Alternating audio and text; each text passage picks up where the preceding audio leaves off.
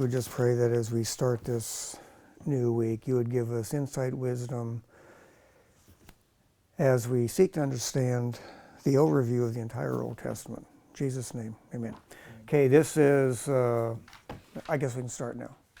This is September 22nd, the fourth session of Old Testament Survey. How's that? Okay, I'm going to mention that we're going to have a homework assignment real soon. You got here just in time for the first homework assignment. Oh, are you auditing or? Pretty much. Like, I'm not going to be here next Monday. Oh, okay. I'm going to probably have an assignment by the end of the day for everybody. You notice I haven't had any quizzes or anything yet. And I know you guys want quizzes, so maybe I'll think about it for next week. Okay, I wanted to do just a really quick review before we move on. And we could possibly cover 3 books of the Bible today. And we're going to do it in extreme detail, so I'm going to talk really fast. Just kidding. Okay. Okay, so.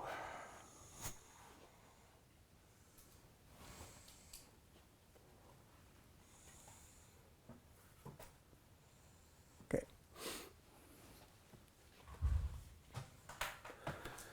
This is the whole Old Testament. Does everybody remember this diagram? Mm-hmm. Okay. And you have creation right here.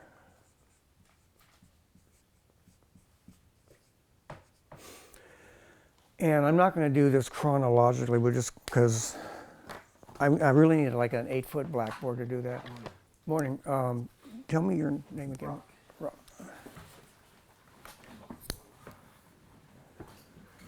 Okay.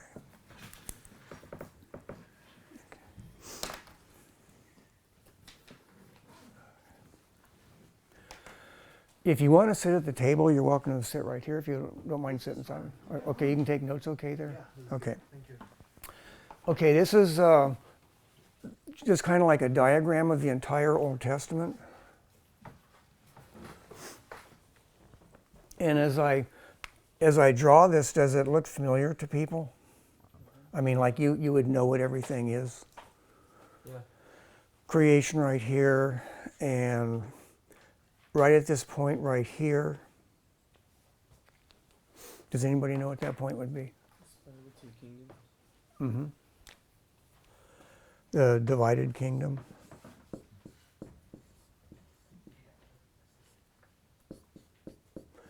Does anybody remember what year that was? 7. Does 931 BC sound about right It to everybody? That sound good to everybody? Yeah. Let's vote on it. Is 931 Yeah. BC a good time? Okay. Okay.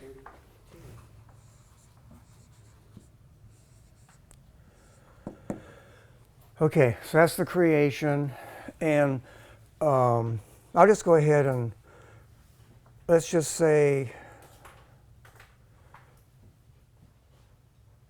this is 2,000 years.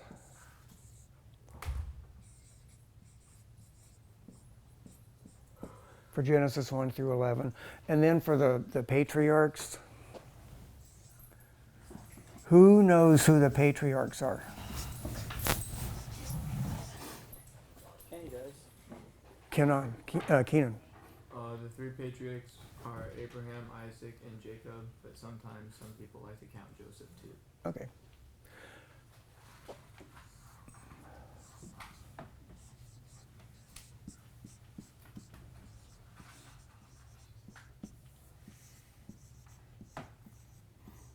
Okay.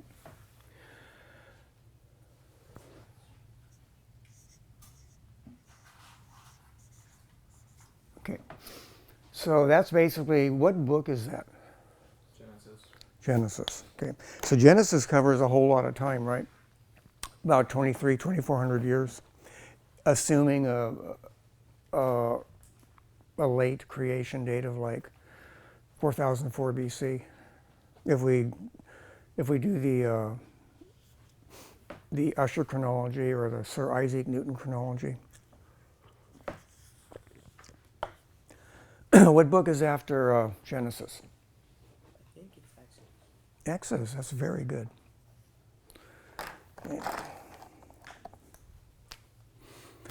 And how much time does Exodus cover? I think 400 years.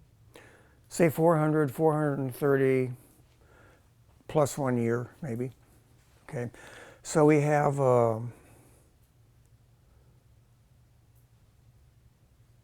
Exodus.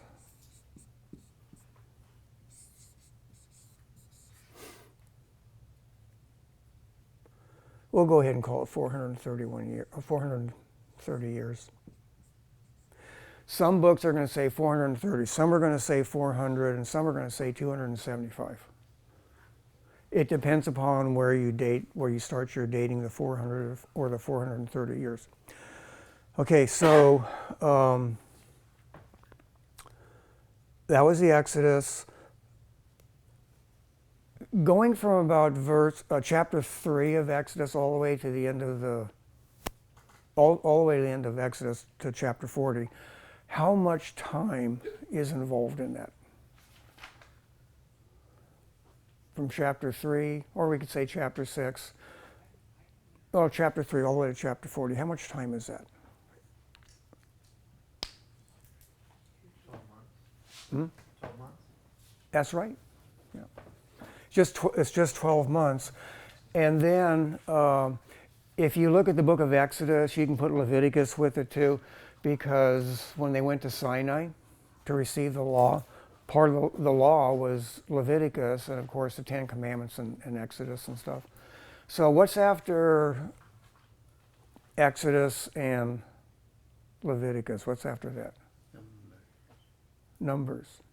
Why do they call it that? Because I heard one of the reasons because there's two censuses. Two of them? Dos, okay. So how much time does the book of Numbers cover?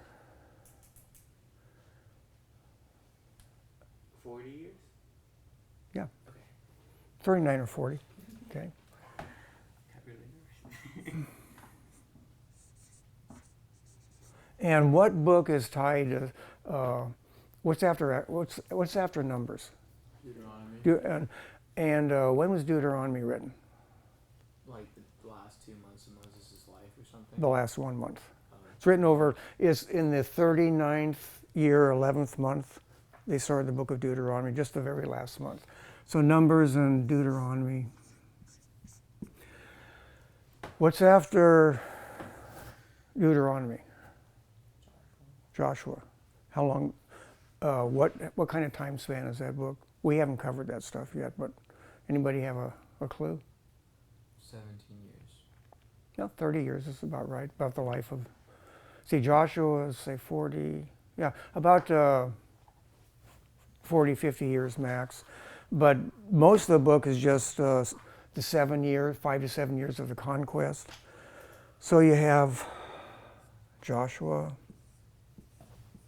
and then you're going to have 300 years for the judges, actually 330 years.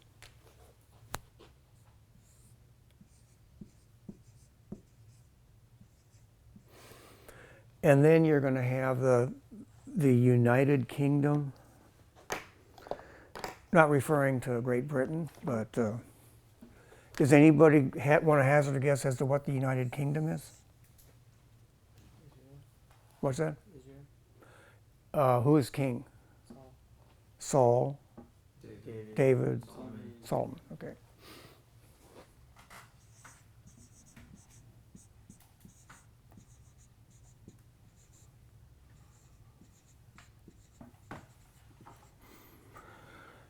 Okay, and then we have the divided kingdom. The northern king. What was the name of the northern kingdom? Israel. What's that? Israel. What's another name for it?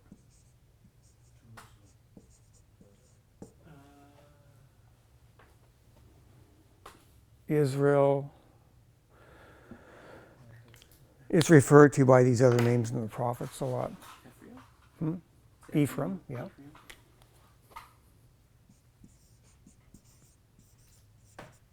What else? Samaria, right? It was referred to as Samaria also. What was the kingdom down here? Judah. What was it also referred to? Judea. That'd be over here. How about Zion or Jerusalem or something like that? If they were referring to the southern kingdom, they would say Zion or Jerusalem.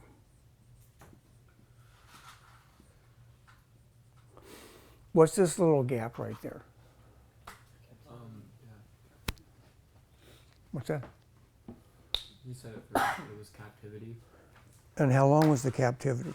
70 years. Okay.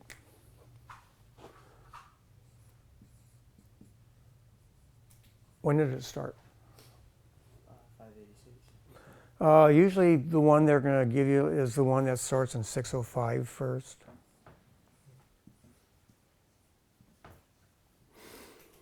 BC, or say we could say 606. If it was 70 years long, then when does the new kingdom of Judea start? 676. Huh? 676. Remember, it's the captivity is 70 years long. Oh, I'm sorry. So 70, 676 minus 70. 636 You mean or 536. Sound about right? it's fine.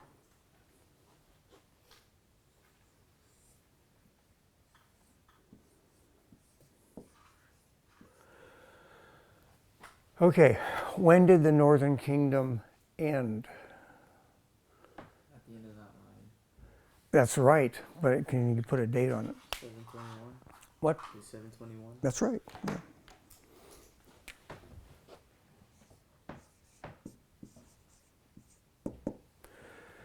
And oftentimes, there was really 3 deportations, 606, 601, and 586. And the one we typically remember is the 586. But actually, if you study the scripture carefully, there's 3 70-year periods. But we just look at the major one, 606 BC, and then the reestablishment of the nation in 536 BC.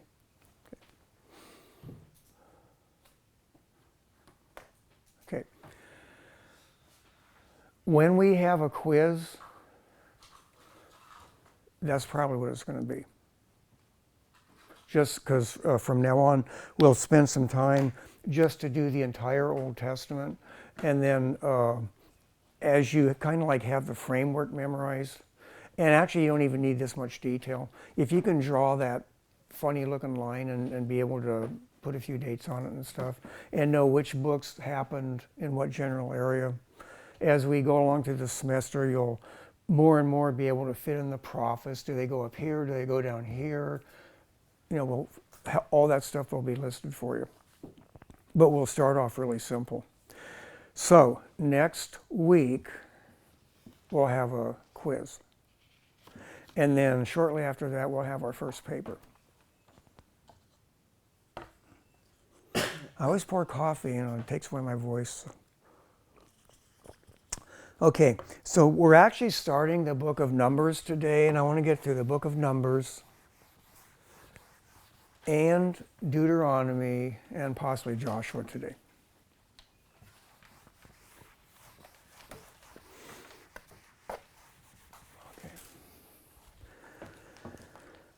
Okay, so when we started off,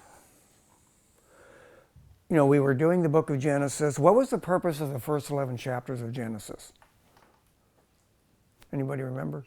Setting the context for the entire Old Testament. In other words, Moses is writing to the Israelites. He wrote the Pentateuch, the first 5 books of the Bible, the Torah. Okay, he's writing that, and he's letting the Israelites know how they were in the situation that they were in. In other words, it's all the background information, because they spent 400 years in Egypt, and so they've absorbed a lot of Egyptian creation myths and a lot of the gods and goddesses of Egypt. And so Moses is trying to tell the Israelites well, God through Moses is telling him exactly how everything came to be. Where did sin come from? Who created the heavens and the earth? How was it created? Where did languages come from? Why do we wear clothes? Why are we all in such the wretched state that we're in right now with sin and all that stuff? That's the background. Genesis 1 through 11, of course, it covers essentially 2,000 years of history. And then when God calls Abraham, why is he calling Abraham? And what does God promise him? Too many questions? God called Abraham for what purpose? New covenant? A what? New covenant? Something more specific. To establish a nation. To establish a nation, yeah. Okay.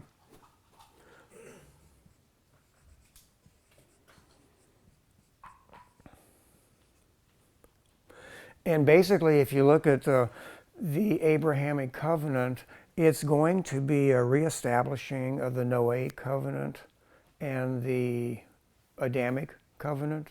In other words, be fruitful and multiply, and God's going to bless the world through Abraham and his descendants. So we have Abraham right here, and then over the next, say, 300 years or so, we finally have Israel going into Egypt. Okay. Israel goes into Egypt. They're in Egypt, say, for 400 years.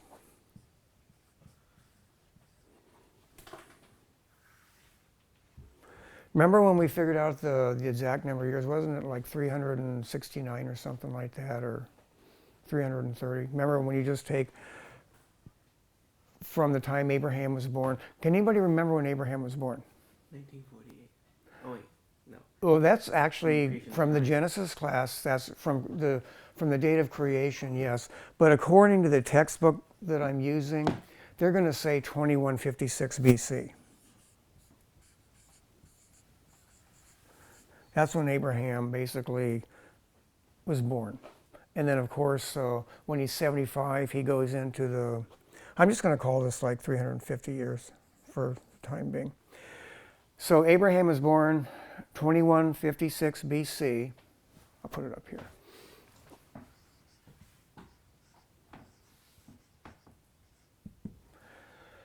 We go through the patriarchs, Abraham, Isaac, Jacob. By the time we get to Jacob and his 12 sons, and they all go into Egypt, how many individuals go to Egypt? 70. 70, okay. So 70 individuals go into Egypt. At the end of the 400 years, how many people have we got now? Okay, yeah, we could just say 2 to 3 million, or let's just say 3 million.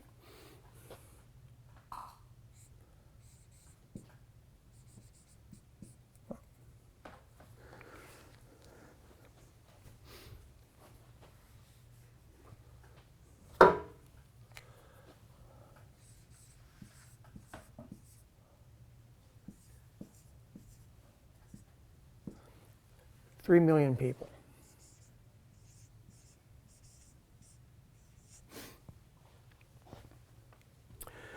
So, in the Abrahamic covenant, if I was going to ask you what is the most important chapter of the Bible, what would you say?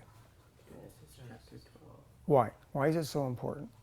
Because it has the Abrahamic covenant. It has, and why? What's so important about the Abrahamic covenant?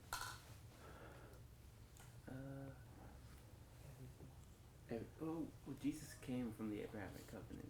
And how about us? Basically, the Abrahamic covenant is the whole Bible.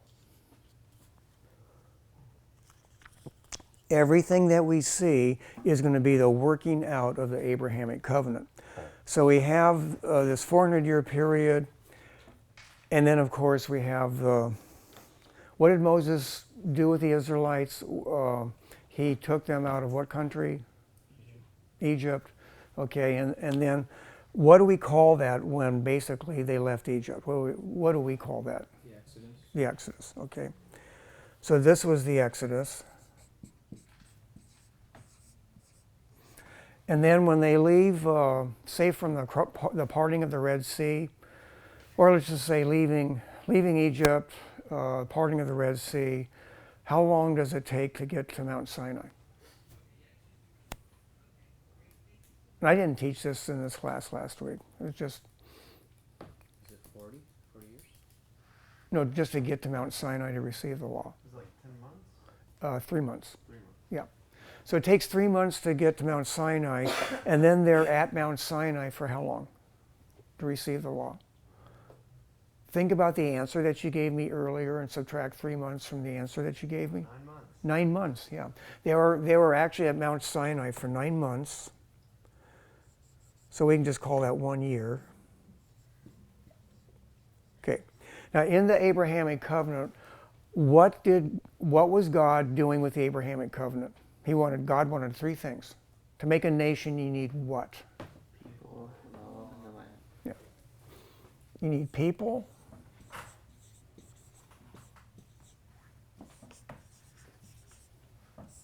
Okay. So far, by the time that the Israelites are leaving Egypt, what has God done so far? As far as this, He's got the people. He's got the people, right? They go to Sinai for what reason? The law. The law, okay? If I was going to ask you, what books of the Bible cover the law? Up to this point right here. All the Pentateuch, basically. Like, well, I would just say. No, they leave Egypt and they go to Sinai for 1 year. What have they received up to that time? Leviticus, Deuteronomy, and Numbers. No. Not really, I don't think. Well, think about it. What's the book of Exodus? It's about, there's several chapters of law, the 10 Commandments for one, and then there's a number of laws. And then they build the tabernacle, and then they get the book of Leviticus. So in this 1 year period right here, basically we have the book of Exodus. Oops. And we have Leviticus.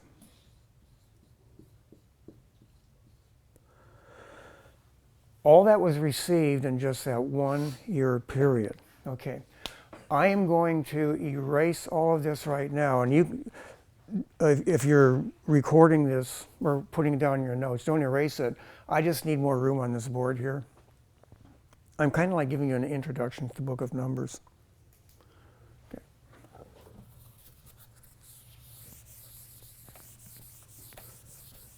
And then at Sinai, remember they received the law, so what has God given them so far? He's given them what? People and law. A people and law. But it turns out not the whole law, but it could have been the whole law for a while. So, as we just look at the point of the Exodus, if I was going to ask you, what happened right before the Exodus? What was going on before the Exodus? Slavery, but what about after the slavery, what happened? Plagues. The 10 plagues, which covers about a 9-month period. I'll just kind of put that in there, but it's actually before the Exodus, right? I mean, it was in the book of Exodus, but the Exodus is actually when they left Egypt. But we could just call this the 10 plagues.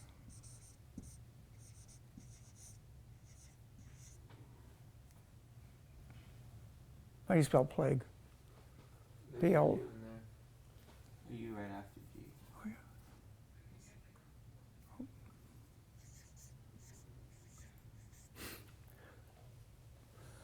And then we have the Exodus. And then after the Exodus, the crossing of the Red Sea, they go to which mountain? Sinai. Sinai. Okay, and so they're at Sinai, and what do they receive at Sinai? The law, okay? They receive the law. So now, just to review again, what has God given them so far? Law and land. They've given them what? People and law, sorry. People and law, right? So we've got people and we've got law, okay, in the form of Exodus, Genesis, Exodus, and Deuteronomy gives them people and the law. What are we missing so far? Land, okay. So now that gets us into the book of Numbers, okay. Now, as we look at the book of Numbers, the one that we're going to cover, what we're actually covering today. Okay.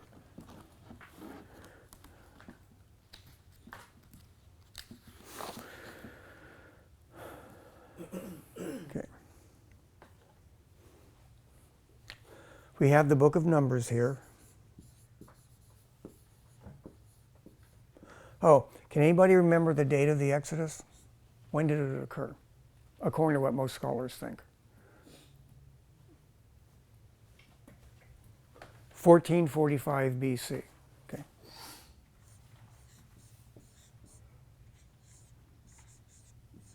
Can everybody see that, or should I put it up here?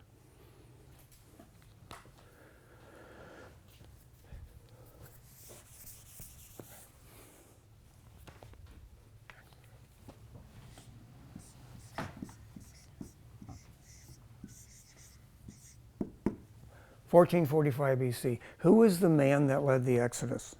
Moses. Yeah, first time we brought up his name.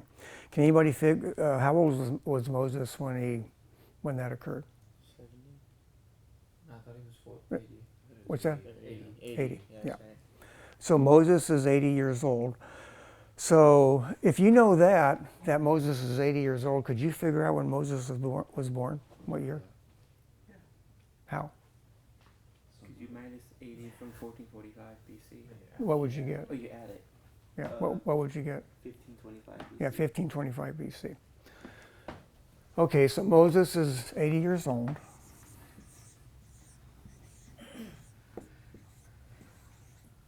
Okay, and we'll look a little bit about Moses, talk a little bit about Moses later. Okay, so now we're going to look at just the structure of the book of Numbers, okay?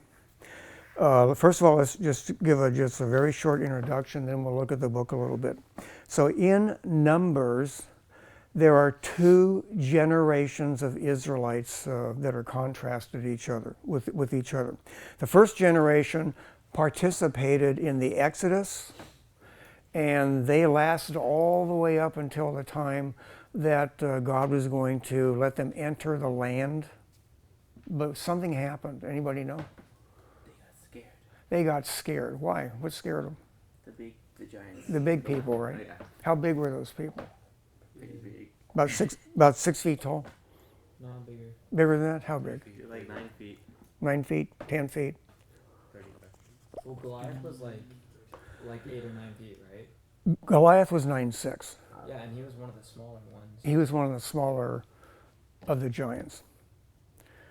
Most of the giants were in the land at that time. A lot of the giants, that was about 9 feet, was about the size of the women. The men were bigger. So they were pretty big people, and they got scared. So the very first half of the till about chapter 14. All this is Numbers here. This is the book of Numbers.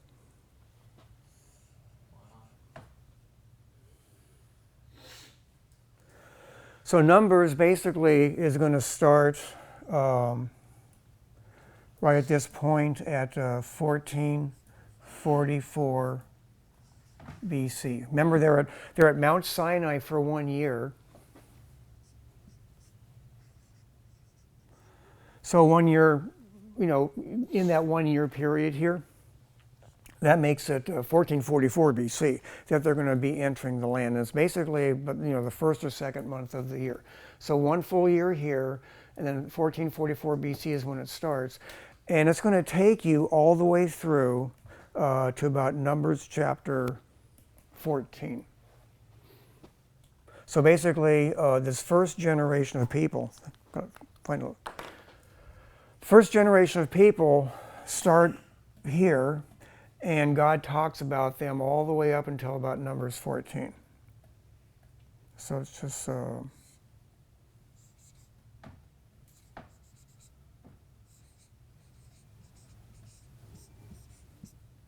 all the way to like the end of the chapter, or at least um,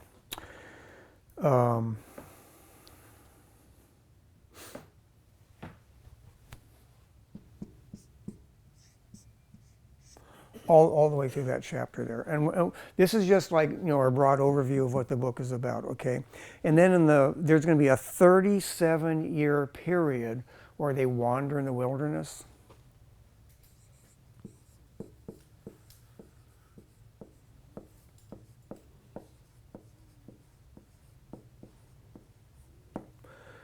And very little is written about that period of time, Numbers 15 to about Numbers 19.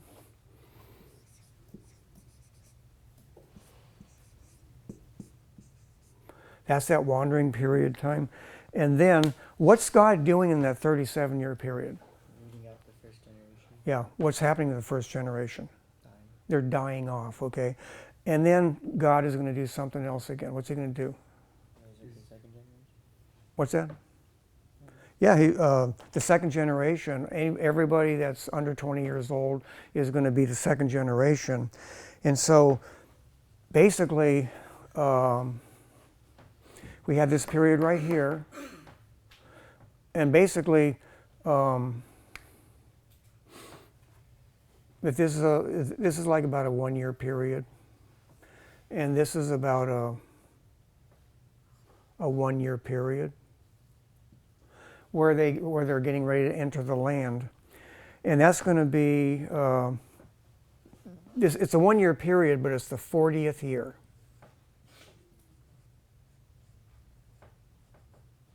Okay, it is the 40th year, okay, where God is getting ready for this last generation. And in that last year, that last 1-year period, God has to give them another census again. Remember, he counts them all over again. And then in the very last month, before they're going to enter the land, this period right here, is basically the writing of the book of Deuteronomy.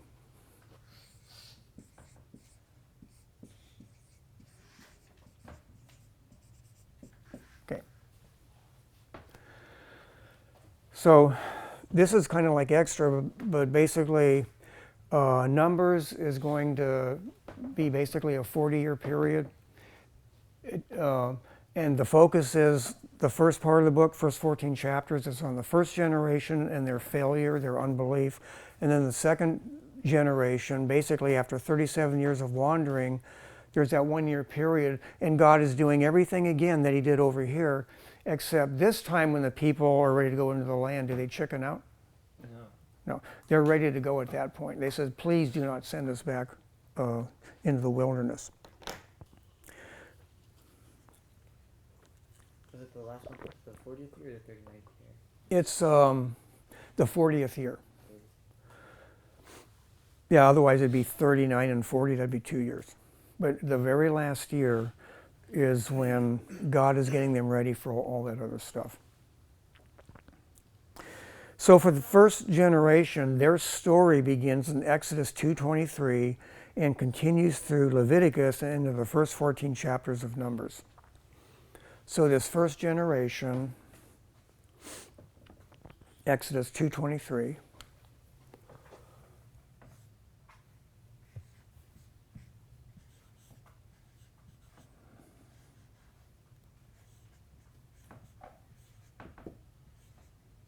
all the way through to Numbers 14. That's the first generation. Leviticus is in there, right? Yeah, if I was doing like, you have to figure like, and I'm going to demonstrate this. I'm going to go back to Exodus a little bit because I'm just trying to get a big overview, and I'm probably putting in more information than I need to. But once you guys write all this stuff down, you have it halfway memorized, then I will give you a handout. Because if I give you a handout, you won't write anything down. You'll just, oh, I'll learn that later. That looks simple. And then you won't know it. This way, when you're writing it down, you kind of have to know it, okay? So, that's the first generation. They were numbered for the war of conquest in Numbers chapter 1. It starts off with the census. So because of their rebellion against Jehovah, all adults 20 and over, except 2 people, didn't die in the wilderness. Who are they? Joshua and Caleb. Okay. Joshua and Caleb. Does anybody know what Caleb means in Hebrew? Caleb. A what? Means dog. Yeah. Dogs survived. And what is Yahashua or Joshua? What's that mean? Yeah, it's like Yeshua, Jesus' name. It's the long version of Yeshua, and it means Jehovah is salvation. They're the only 2 people that survived because they actually trusted God. In chapters 15 through 25, the first and second generations overlap. Okay, so in 15 through 25,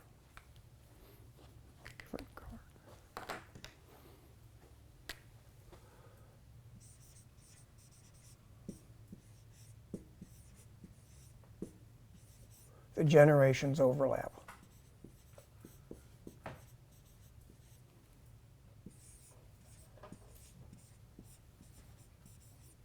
Why do they overlap? I mean, it's just kind of think of a chronological thing. They leave, they're going to enter the land, but then they chicken out, and then they go back into the wilderness. Remember, they intermingle because the older generation takes a long time to die off, right? God gives them 37 years to die off. So there's an intermingling of the 2 generations. The second generation is numbered in Exodus 26, verses 1 through 56. And then they're going to go to war to inherit the land. So starting about Genesis chapter 26, Numbers chapter 26, we have the new numbering of the people. And all of that is happening right here, just that last year. So the major part of the focus on Exodus is this first generation, the second generation, the generation that didn't inherit the land they're the ones that crossed the Red Sea. How they crossed the Red Sea? A lot of boats? No, how they crossed? They walked across on dry ground. Okay, so they went through the crossing of the Red Sea, but they refused to enter the land. The next generation, all those people, 19. If you're below 20, God lets you live, and you're going to be part of that second generation that was actually going to go in and inherit the land. By the way, what book of the Bible shows them actually getting the land as their inheritance? Joshua, right? So then now God has given them what? He's given them a people, He's given them law, and He's given them land, okay? So that's kind of like where we're going right now. So there's a few things in Leviticus, because we're going to look at part of the law also. We're going to look at what God was doing when He gave the law. A lot of the law was in response to the Canaanites who were living in the land. Can anybody describe the moral character of what the Canaanites were like and what God had said that the Israelites were supposed to do to the Canaanites? Really depraved. Very depraved, okay. To set themselves apart from them. And what else? What did He say to do to the Canaanites? Annihilate them and don't take any of their possessions. Well, some of them He said not to take their possessions, Mm-hmm. because since God was doing judgment on them, He didn't want anyone to profit from it. Yeah. But essentially there was to be no treaties with them, there was to be no intermarriage. And for the Canaanites that were in the land, eventually they were supposed to all be exterminated, which sounds pretty harsh, until you look at the moral character of all the Canaanites who are in the land. I'm going to, because I'm going to look at Genesis chapter 15, so you can see what God said. Because God was actually giving them time to repent, but in Exodus chapter 15, Genesis chapter 15, read what he says about the Canaanites.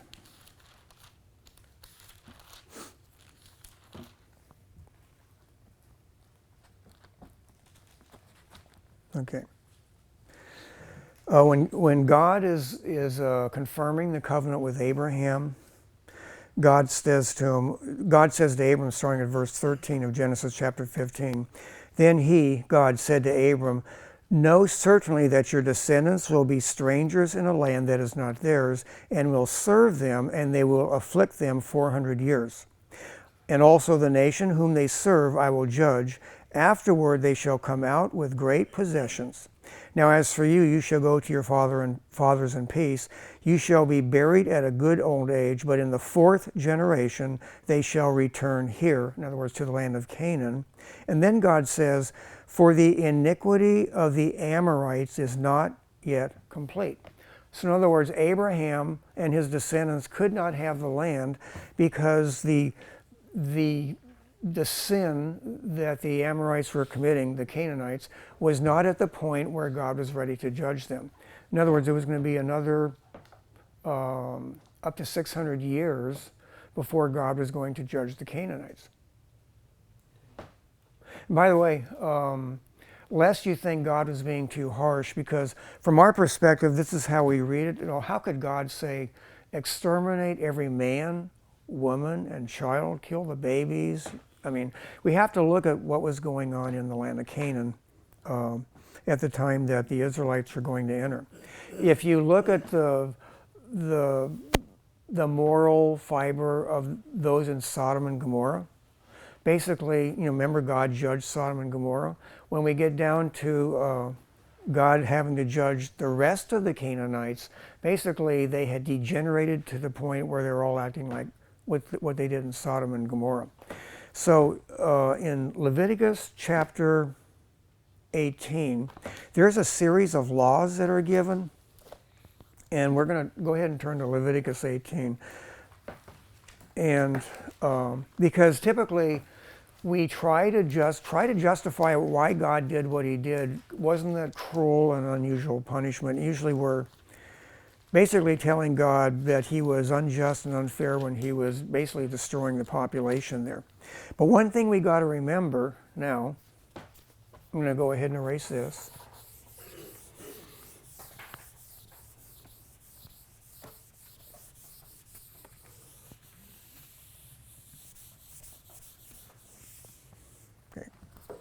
A lot of the laws that the Israelites were being given was in response to what the Israelites would face when they were in the land of Canaan.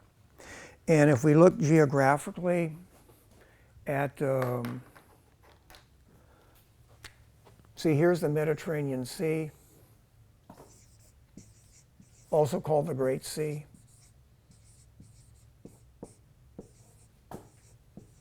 Okay, Israel, what God was going to give them. Okay, here's the Sea of Galilee. And here's the Dead Sea.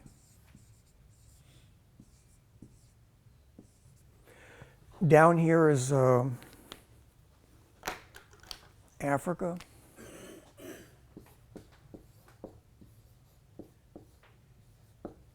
Over in this direction, Asia. And over in that direction, Europe. And it turns out, of course, that's way bigger than it should be. Let's see. I'm making Israel too big.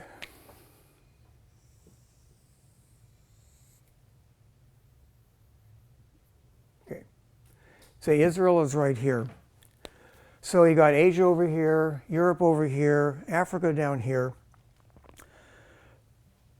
if you look at Israel on the map, it turns out that Israel is essentially the geographic center of the earth.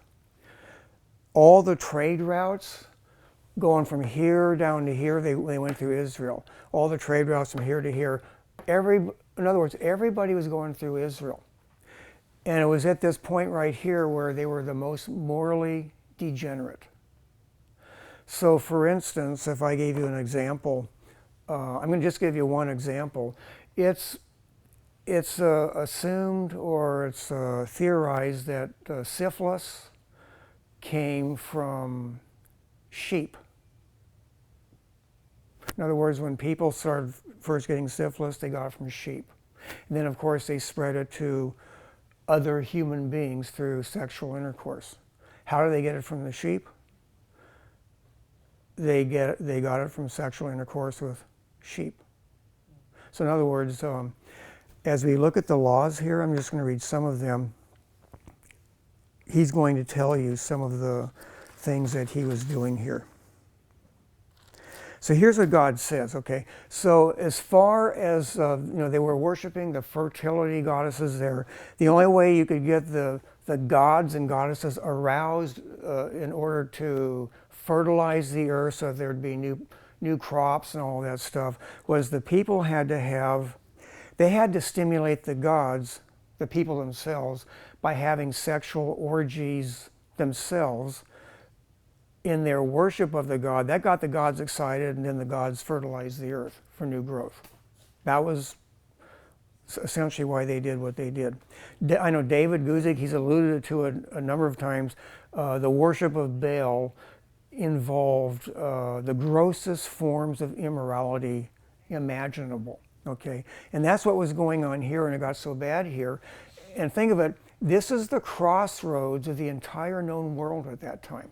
In other words, if people are going through here, and they're going through there when they're celebrating some of the religious festivals and the people partake, in other words, they're catching those diseases, sexually transmitted diseases and all those other things, and basically they'd be taking them all over the known world at that time. So in other words, it was a place full of disease, and basically it could infect the entire human race. So there's a lot of reasons that you can come up with, but then God is going to name some of the specific things of what the Canaanites did, because he gave them laws in order for the Israelites to not commit those very same sins. In fact, God said, if you start committing those sins that the Canaanites are doing, I'll exterminate you and I'll put you out of the land too. Except, of course, the remnant that he saves. So here's what he says in Leviticus 18. So the Lord spoke to Moses, saying, this is verse 1, "Speak to the children of Israel and say to them, I am Jehovah your God. According to the doings of the land of Egypt where you dwelt, you shall not do. And according to the doings of the land of Canaan, where I am bringing you, you shall not do. Nor shall you walk in their ordinances. You shall observe my judgments and keep my ordinances to walk in them. I am Jehovah your God. You shall therefore keep my statutes and my judgments, which if a man does, he shall live by them. I am Jehovah." In other words, God keeps identifying himself. I am Jehovah. I am Jehovah. So here's some of the laws that he gives. And a lot of our laws are still based on this today, even though we are doing everything we can to eliminate them in our own culture. So starting here, here's some of the laws on sexual purity that God gives. He says, "None of you shall approach anyone who is near of kin to him to uncover his nakedness. I am Jehovah."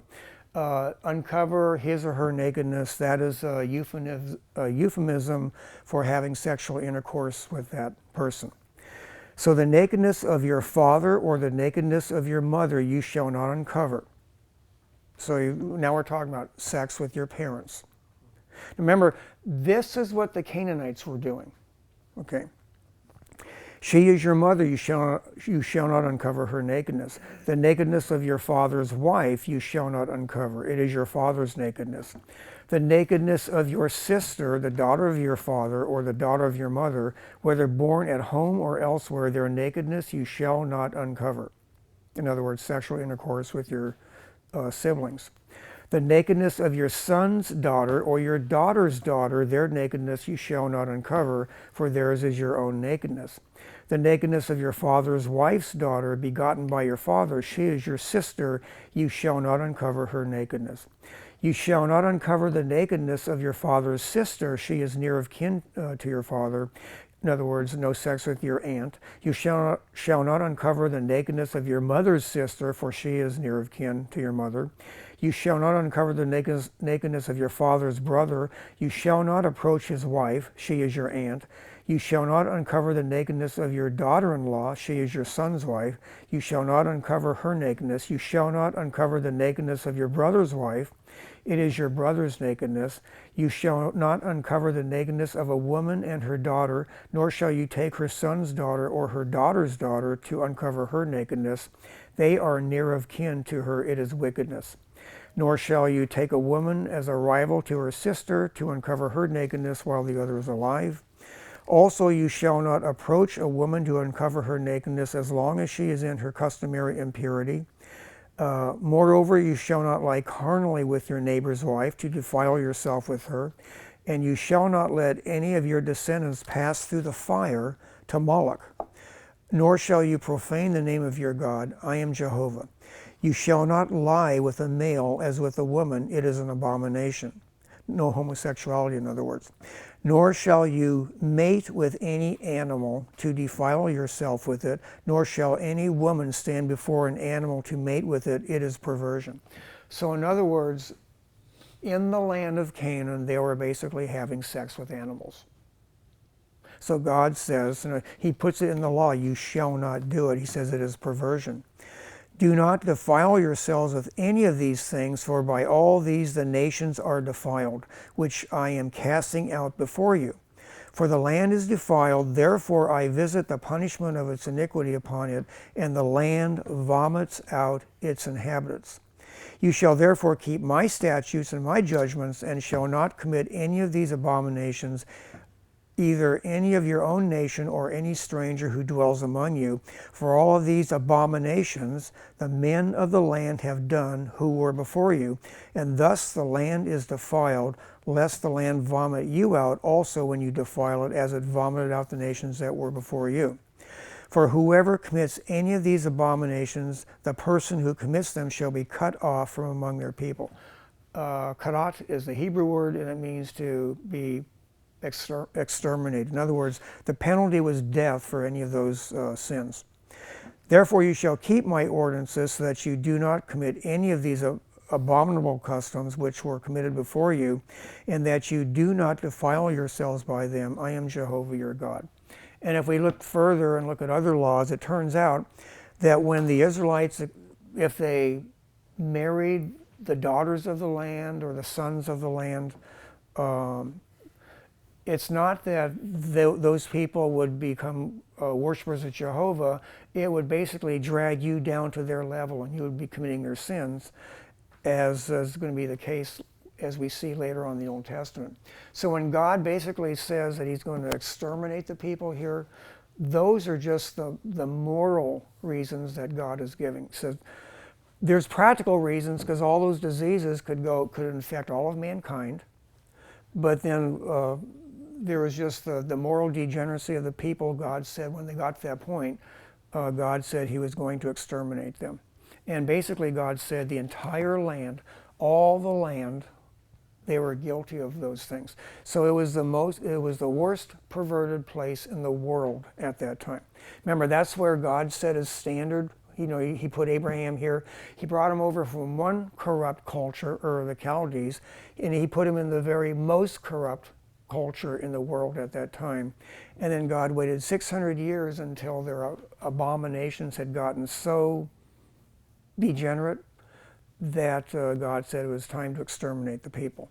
So when we look back, We think, how could God be so cruel?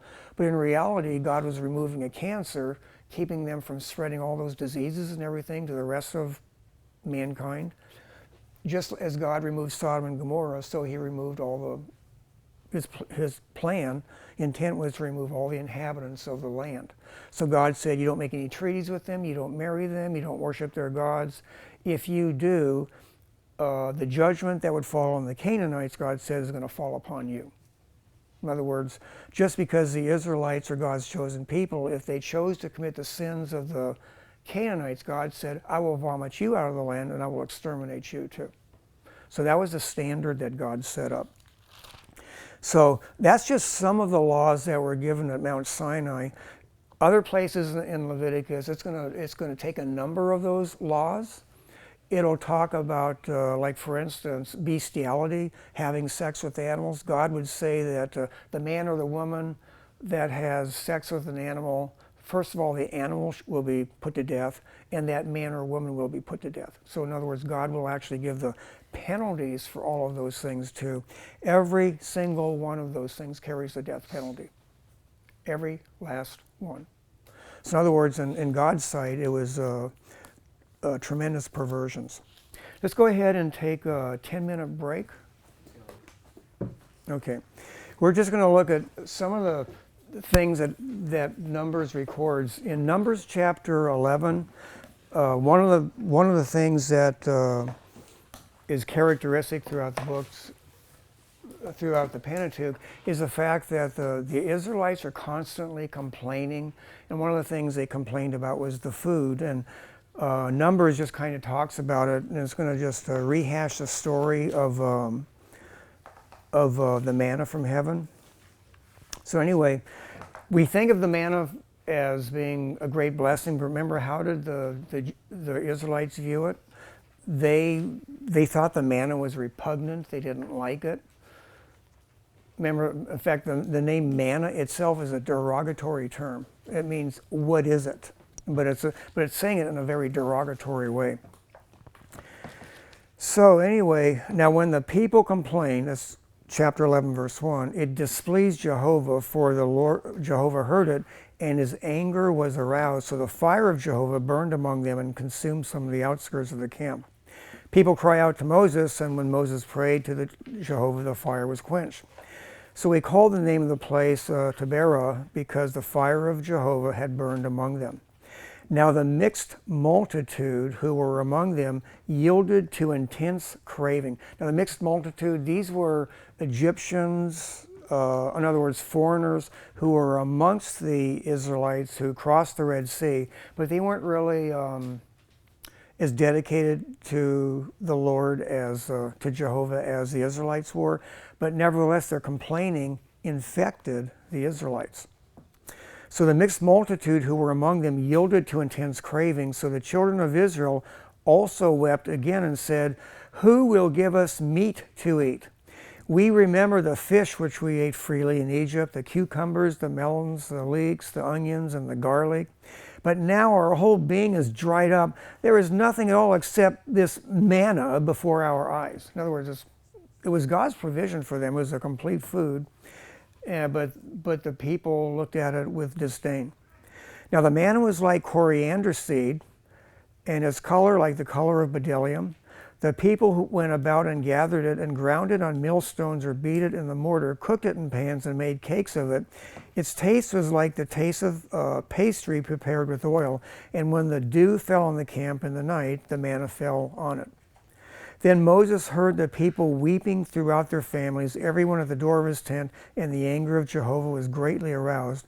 Moses also was displeased. So Moses said to Jehovah, why have you afflicted your servant, and why have I not found favor in your sight, that you have laid the burden of all these people on me? Did I conceive all of these people? Did I beget them, that you should say to me, carry them in your bosom, as a guardian carries a nursing child, to the land which you swore to their fathers? Where am I going to get meat to give all of these people? For they weep over me, saying, give us meat that we may eat.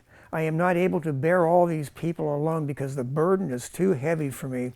If you treat me like this, please kill me here and now, if I have found favor in your sight, and do not let me see my wretchedness. In other words, Moses was so depressed over the complaining of the people, he was actually asking God to kill him. So God basically says, then you shall say to the people, consecrate yourselves for tomorrow, and you shall eat meat, for you have wept in the hearing of Jehovah, saying, who will give us meat to eat? For it was well with us in Egypt. Therefore the Lord will give you meat, and you shall eat. You shall eat not 1 day, nor 2 days, nor 5 days, nor 10 days, but 20 days. But for a whole month, until it comes out of your nostrils and becomes loathsome to you. In other words, God says, you're going to eat so much meat, you're going to get absolutely sick of it. And Moses said, the people whom I am among are 600,000 men on foot, yet you have said, I will give them meat, and that they may eat for a whole month. Shall flocks and herds be slaughtered for them to provide enough for them? Or shall all the fish of the sea be gathered together for them to provide enough for them? And Jehovah said, has Jehovah's arm been shortened? Now you shall see whether or not what will happen. So basically, the Lord is going to send quail, and basically, he sends quail, and they're flying basically waist high amongst the camp of the Israelites. There are so many quail that are dropping down on the ground and everything that everybody is able to gather about a 5-gallon barrel, 5 gallons worth of quail per person. In other words, God is giving them so much meat that, I mean, they just don't know what to do. But the people are gathering all of that, and they're saving it. So it says in verse 31 of chapter 11, now a wind went out from the Lord, and it brought quail from the Dead Sea and left them fluttering near the camp. Okay? But while they're eating it, while the meat was still between their teeth, before it was chewed, the wrath of Jehovah was aroused against the people, and the Lord struck the people with a very great plague. So he called the name of that place Kibroth Hattaavah, because there they buried the people who had yielded to craving. So in other words, this is just one of those instances where this first generation was complaining about the provision of the Lord. I guess you could say if God sent a plague, God gave them quail, but he gave them infected meat to eat, so that a lot of the people would die. Then there's going to be complaints in Moses' own family, and God's going to record that in chapter 12. Then Miriam and Aaron spoke against Moses because of the Ethiopian woman whom he had married, for he had married an Ethiopian woman. So they said, has the Lord indeed spoken only through Moses? Has he not spoken through us also? And so Jehovah heard it. Now the man Moses was very humble, more than all men who were on the face of the earth. By the way, this is one of those verses where critics would say if Moses wrote the Pentateuch, Moses would not, if he was the most humble man, be writing about himself being the most humble man on the earth. But it's possible you can leave way for somebody to edit in something and say that Moses was the most humble man on the earth, because it is in parentheses. So suddenly the Lord said to Moses, Aaron, and Miriam, come out, you three, to the tabernacle of meeting. Now he's just speaking, remember they're brother and sister. It's just a family meeting here. So the three came out. Then Jehovah came down in the pillar of cloud and stood in the door of the tabernacle and called Aaron and Miriam, and they both went forward. Then he said, hear now my words. If there is a prophet among you, I, the Lord, make myself known to him in a vision. I speak to him in a dream. Not so with my servant Moses. He is faithful in all my house. I speak with him face to face, even plainly and not in dark sayings. And he sees the form of Jehovah. Why then were you not afraid to speak against my servant Moses? For the anger of Jehovah was aroused against him, and he departed. And when the cloud departed from above the tabernacle, suddenly Miriam became leprous, as white as snow.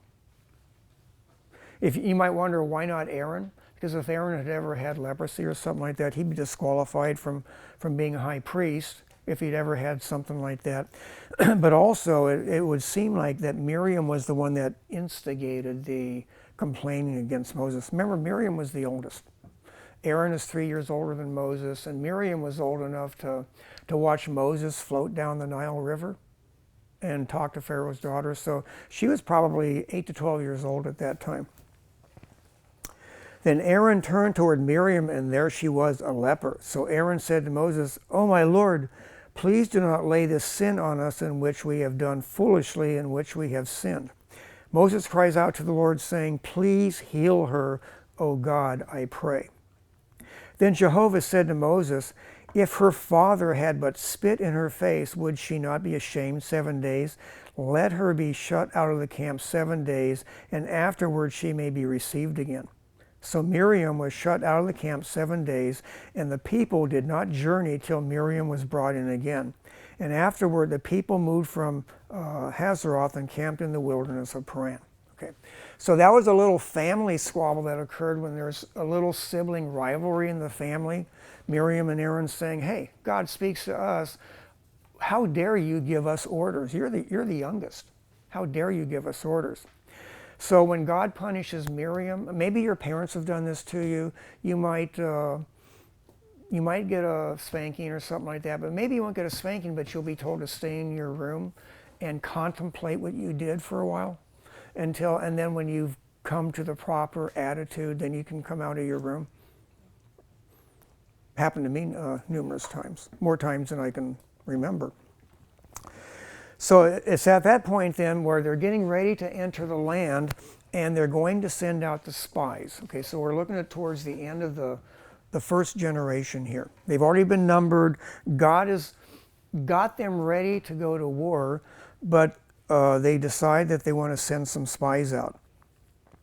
And this is chapter 13.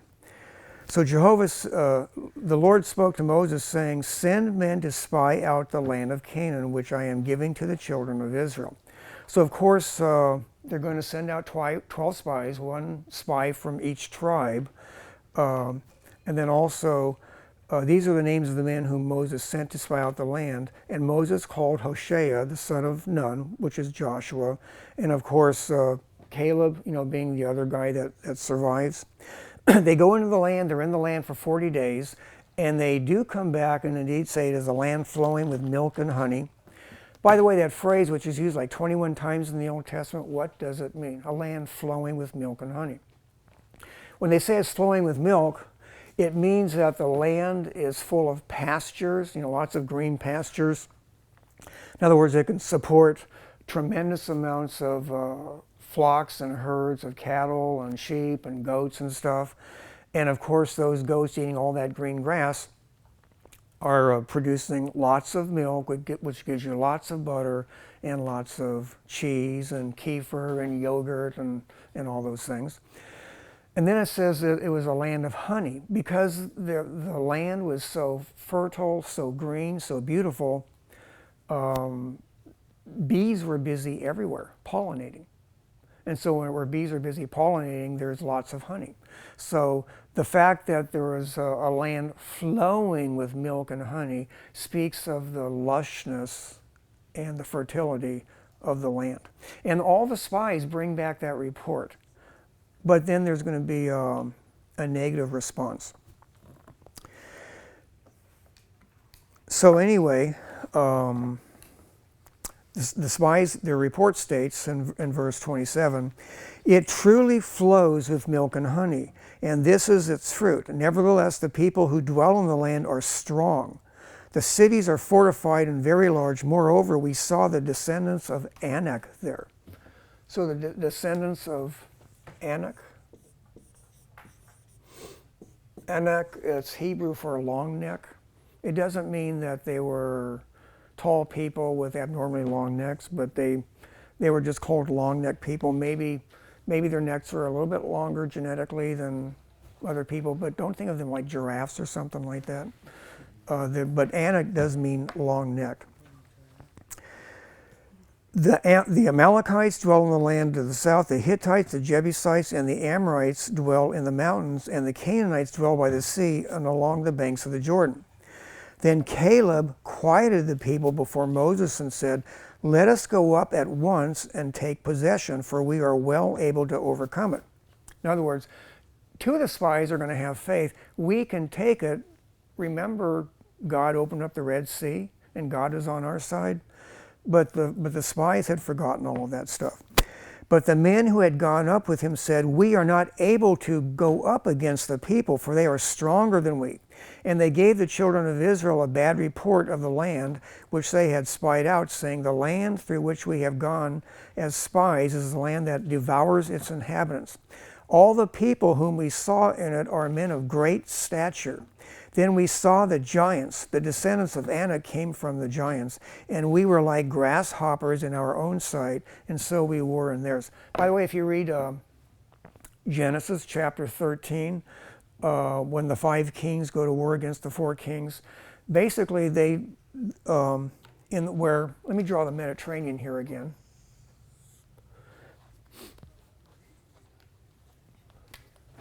So here's the Sea of Galilee. Sea of Galilee, the Dead Sea. This is the land of Canaan right here.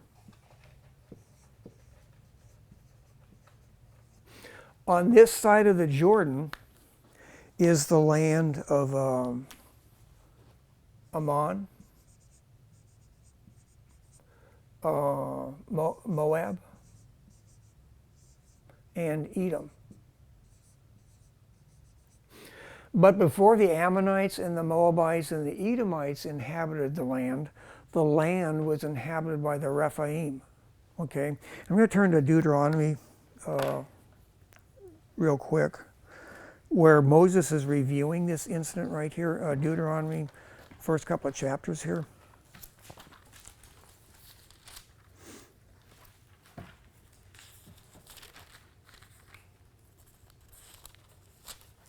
In chapter 2, as Moses is reviewing this, he's telling them, as the Israelites are getting ready to go into the land. Remember, Deuteronomy is looking back, but Moses is just describing the people that are in the land here.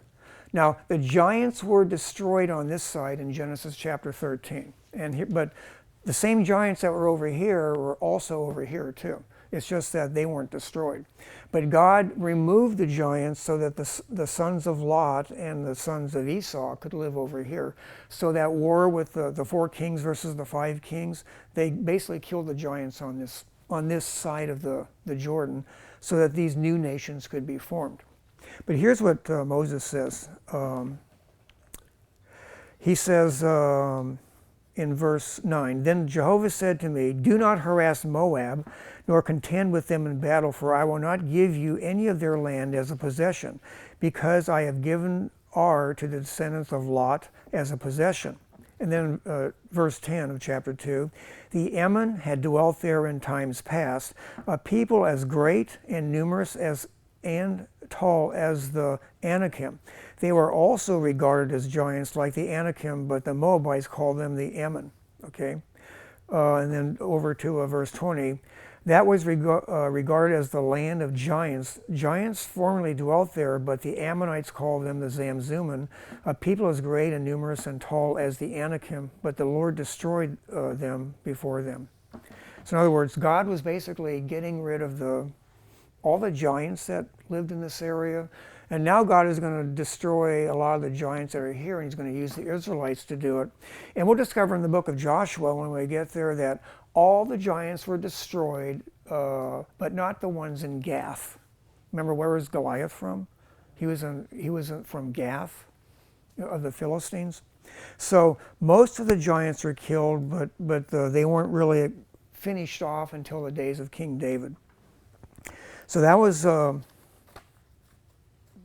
just a description that Moses reminded them of the giants that are there.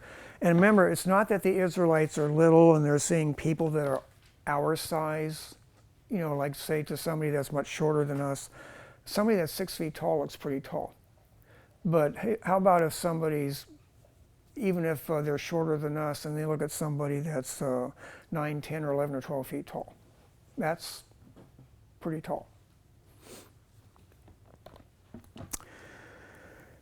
So anyway, the people get upset because of the fortifications. Not only do the people have strong fortifications, but the people defending those fortifications are giants. They're just really big people. "But the men who had gone up with him said, we are not able to to go up against the people, for they are stronger than us, and we saw them, they are giants. So basically there's going to be a rebellion in the camp, and they're going to refuse to go into the land. So basically we're right here, and God was giving them the opportunity in Numbers chapter 14. God has basically said, you've got your people, you got your land, you got your law. In other words, half of Exodus and the whole book of Exodus and Leviticus. You got the law. It is time now to go in and take the land. But the people refuse. So all the congregation, chapter 14, lifted their voices and cried, and the people wept that night. And all the children of Israel complained against Moses and Aaron, and the whole congregation said to them, if only we had died in the land of Egypt, or if only we had died in this wilderness. Why has Jehovah brought us to this land to fall by the sword, that our wives and children should become victims? Would it not be better for us to return to Egypt? So they said to one another, let us select a leader and return to Egypt. Then Moses and Aaron fell on their faces before all the assembly of the congregation of the children of Israel. But Joshua the son of Nun and Caleb the son of Jephunneh, who were among those who had spied out the land, tore their clothes, and they spoke to all the congregation of the children of Israel, saying, the land we passed through to spy out is exceedingly good land. If the Lord delights in us, and he will bring us into this land and give it to us, a land which flows with milk and honey. Only do not rebel against Jehovah, nor fear the people of the land, for they are our bread. Their protection has departed from them, and Jehovah is with us. Do not fear them. So there's the faith of Joshua and Caleb. They're standing against the entire nation and the other spies, saying, hey, yes, the people are big, but God is very strong, is what they are saying. And all the congregation said to stone them with stones. Okay, so it got to the point where Moses, Joshua, and Caleb, the people just said, let's just kill them and we'll go back to Egypt. We'll elect a leader and go back to Egypt. So you can figure 2 to 3 million people there ready to stone Joshua and Caleb and Moses and Aaron and Miriam, ready to just snuff out their life, and says we'll just go back and beg mercy from the Pharaoh of Egypt and we'll become slaves again. So all the congregation said to stone them with stones. Now the glory of Jehovah appeared in the tabernacle of meeting before all the children of Israel. Then the Lord said to Moses, how long will these people reject me, and how long will they not believe in me with all the signs which I have performed among them? I will strike them with the pestilence and disinherit them, and I will make of you a nation greater and mightier than they. So God says, I will kill off every one of them, Moses, and I'll start off with you, just like I started off with Abraham, and we'll build a new nation with you. That's what Moses was offered. But Moses said to Jehovah, then the Egyptians will hear it, for by your might you brought these people up from among them, and they will tell it to the inhabitants of this land. They have heard that you, Jehovah, are among these people, that you, Jehovah, are seen face to face, and your cloud stands above them, and you go before them in a pillar of cloud by day and in a pillar of fire by night. Now if you kill these people as one man, then the nations which have heard of your fame will speak, saying, because Jehovah was not able to bring this people to the land which he swore to give them, therefore he killed them in the wilderness. And now I pray, let the power of my Lord be great, just as you have spoken, saying, the Lord is long-suffering and abundant in mercy, forgiving iniquity and transgression, but he by no means clears the guilty, visiting the iniquity of the fathers on the children to the 3rd and 4th generations. So basically Moses intercedes for the nation. God is going to pronounce judgment, okay? He's not going to kill them right away, okay? So God says in verse 22, because all of these men have seen my glory and the signs which I did in Egypt and in the wilderness, and have put me to the test now these 10 times. If you move your way backwards in Numbers and in Exodus, they tested the Lord on 10 separate occasions, and have not heeded my voice. They certainly shall not see the land of which I swore to their fathers, nor shall any of those who rejected me see it. But my servant Caleb, because he has a different spirit in him and has followed me fully, I will bring him into the land where he went, and his descendants shall inherit it. Now the Amalekites and the Canaanites dwell in the valley. Tomorrow turn and move out into the wilderness by the way of the Dead Sea. So God is basically saying, the Canaanites are there, turn around and go back into the desert. So anyway, say to them, as I live, says Jehovah, just as you have spoken in my hearing, so I will do to you. Basically, they pronounce their own judgment. The carcasses of you who have complained against me shall fall in this wilderness. All of you who were numbered according to your entire number from 20 years old and above, except for Caleb the son of Jephunneh and Joshua the son of Nun, you shall by no means enter the land which I swore I would make you dwell in. But your little ones, whom you said would be victims, I will bring in, and they shall know the land which you have despised. But as for you, your carcasses shall fall in this wilderness, and your sons shall be shepherds in the wilderness 40 years, and bear the brunt of your infidelity, until your carcasses are consumed in the wilderness. According to the number of the days in which you spied out the land, 40 days for each day you shall bear your guilt, 1 year, namely 40 years, and you shall know my rejection. I, the Lord, have spoken this. I will surely do so to all this evil congregation who are gathered together against me. In this wilderness they shall be consumed, and there they shall die. Those very men who brought the evil report about the land died by the plague before Jehovah, but Joshua the son of Nun and Caleb the son of Jephunneh remained alive, all of the men who went to spy out the land. So basically now the people, they realize what they've done, and they said, let's go back into the land. We can conquer it. But then Moses has to say, no, turn back. God has already forbidden you from going into the land. So the people rebel against Moses again. They go into the land. A lot of them are killed by the inhabitants of the land. So the inhabitants literally drive the Israelites back into the wilderness. And then Numbers is, there's more laws that are going to be given. But then we have a bunch of angry people at this time. They have to go back into the wilderness. And so in those next several chapters, there's going to be a number of rebellions. And I want to read about one of those rebellions here. This was the rebellion of the Levites, and it's called Korah's rebellion. So Moses says,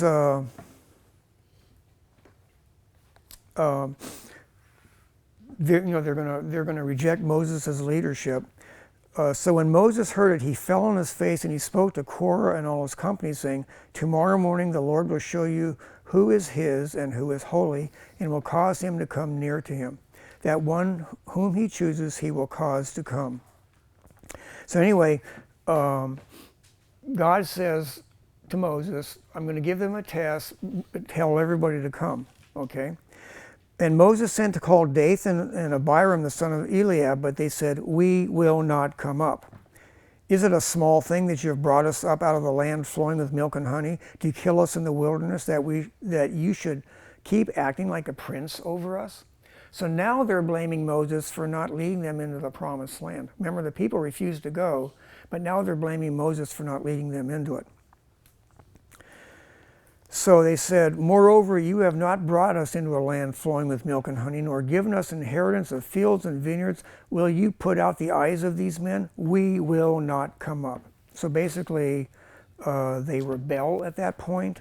Then over in verse 31 of chapter 16, came to pass as he finished speaking all these words, that the ground split apart under them, and the earth opened its mouth and swallowed them up, with their households and all the men with Korah, with all their goods. So they and all those with them went down alive into the pit. The earth closed over them, and they perished from among the assembly. So basically, God had said, leave them alone. If they won't come up, just leave them alone. Don't touch them. And basically, all the other people have to get away from the rebels. And God just basically opens up the earth and swallows them up. Boy, talk about a massive earthquake, huh? So it's like they could have been ready to kill Moses or something. Well, they rejected. They refused to take orders from Moses anymore. He said, "Who made you a prince over us?" Remember, God did. And then they accused Moses of not leading them into the promised land. What chapter was that? Chapter 16. Yeah. And that's the chapter of Korah's rebellion. And basically, they were relatives of Moses, and they rose up against him. And then, of course, there's going to be another rebellion against Aaron. They're going to rebel against Aaron. You know, like, who gives Aaron the right to be the high priest? Remember, it was God. But in chapter 17, it's the, you know, when Aaron's rod buds. Remember, all of them have to turn in their staff, and God said, the one that grows branches and blossoms and bears almonds, that's the person whom I have chosen. And there were 250 leaders of the children of Israel that were in that rebellion. This was a leadership. Korah's rebellion was the Levites rebelling against Moses. With Aaron, it's all the religious leaders out of all the tribes. They rebel against Moses and Aaron.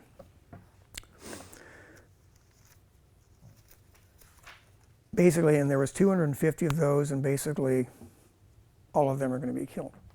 God destroys them too. So there was just a number of rebellions that just kept occurring.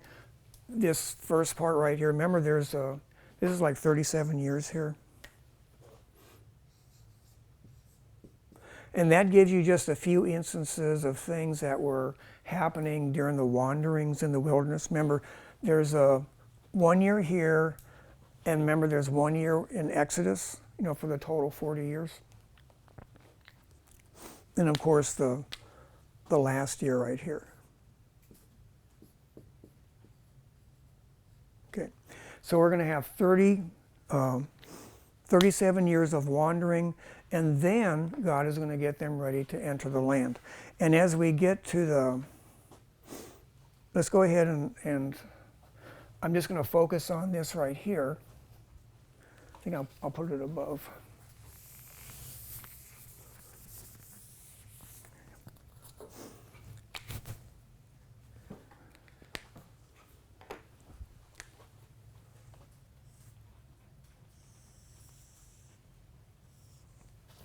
Okay, this right here.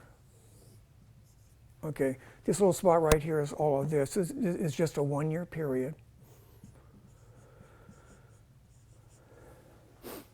And by this time, the first generation has died out. The second generation is now of age, except you have to figure that this generation, they weren't really slaves in Egypt, at least if they were very young. But after 40 years, the ones that were, say, 19 years old, they might be 60 years old. But God has kept them in really good shape. Remember Joshua and Caleb, you know, they're 80 years old. But, you know, like, they could make the statement, I am just as fit at 80 as I was at 20. I mean, God preserved them. Remember, it's during that time that when they wandered in the wilderness for 40 years, their shoes didn't wear out, their clothes didn't wear out. They might have got sick of what they were wearing, but didn't wear out. I just think how often, you know, like, our clothes wear out, but God miraculously kept all of the second law of thermodynamics is actually suspended during that 40-year walk, and they never had to replace their sandals. So they didn't wear out. Clothes didn't wear out. Amazing, right? Don't you wish you could save money that way today? So a lot of laws and everything are given in that time, but then right towards the end of the book, as they're getting ready to enter the land, there's some other things that are going to happen. Chapter 22, as the Israelites line up outside the land of Moab, they're getting ready to enter the land, but the king of Moab, his name is Balak, okay? And he's terrified of the Israelites. So in chapters 22 through 25, we have the story of Balaam and Balak. So this is, remember, we all know the story of Balaam was on the donkey, and he was going to go to the king of Moab, who's King Balak, but the donkey, stopped, and so Balaam starts beating the donkey. But the donkey, he won't move. And finally, the donkey turns around and speaks to him. And it never occurred to Balaam that he's having a conversation with the donkey, and this is unusual. He was so angry, he never thought about, hey, my mule, my donkey is speaking with me. But then, of course, Balaam is able to see the angel of the Lord right there, and basically the donkey saved Balaam's life. So there's that 3-chapter story here. What's important about this is that every time Balaam would try to pronounce a curse, he had to speak what God would say because he was a prophet.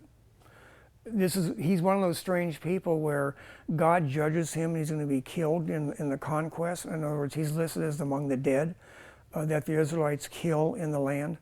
But he had to say what Jehovah said, and 3 times he blesses Israel. 3 times. And of course, Balak is very, very angry. Let me read the account of Balaam and the donkey and the angel. And then I want to skip over Balaam's prophecies, but then go to what Balaam said you can do to foul up the Israelites. So in chapter 22, verse 22, God's anger was aroused because he went and the angel of Jehovah took his stand. By the way, that's the pre-incarnate Christ. Took his stand in the way as an adversary against him, and he was riding on his donkey, and his 2 servants were with him. Now the donkey saw the angel of Jehovah standing in the way with his drawn sword in his hand, and the donkey turned aside out of the way and went into the field. So Balaam struck the donkey to turn her back on the road. The angel of Jehovah stood in a narrow path between the vineyards with a wall on the side and a wall on that side. And when the donkey saw the angel of Jehovah, she pushed herself against the wall and crushed Balaam's foot against the wall, so he struck her again. Then the angel of Jehovah went further and stood in a narrow place where there was no way to turn either to the right hand or to the left. And when the donkey saw the angel of Jehovah, she lay down under Balaam, so Balaam's anger was aroused, and he struck the donkey with his staff. Then Jehovah opened the mouth of the donkey, and she said to Balaam, female donkey, okay, I never noticed that before, what have I done to you that you have struck me these 3 times? And Balaam said to the donkey, because you have abused me, I wish there were a sword in my hand, for now I would kill you. So the donkey said to Balaam, am I not your donkey in which you have ridden ever since I became yours to this day? Was I ever disposed to do this to you? And he said, no. Then Jehovah opened Balaam's eyes, and he saw the angel of Jehovah standing in the way with his drawn sword in his hand. And he bowed his head and fell flat on his face. And the angel of Jehovah said to him, why have you struck your donkey these 3 times? Behold, I have come out to stand against you because your way is perverse before me. The donkey saw me and turned aside from me these 3 times. If she had not turned aside from me, surely I would also have killed you by now and let her live. And Balaam said to the angel of Jehovah, I have sinned, for I did not know you stood in the way and against me. Now therefore, if it displeases you, I will turn back. So anyway, the angel of Jehovah is going to tell Balaam, no, go ahead and give a prophecy. You're going to bless Israel. So he blesses him 3 times. And so right towards the end, Balaam tells Balak, I can only bless Israel, but here's what you can do to mess up Israel so that God will be forced to judge Israel. That brings us to chapter 25.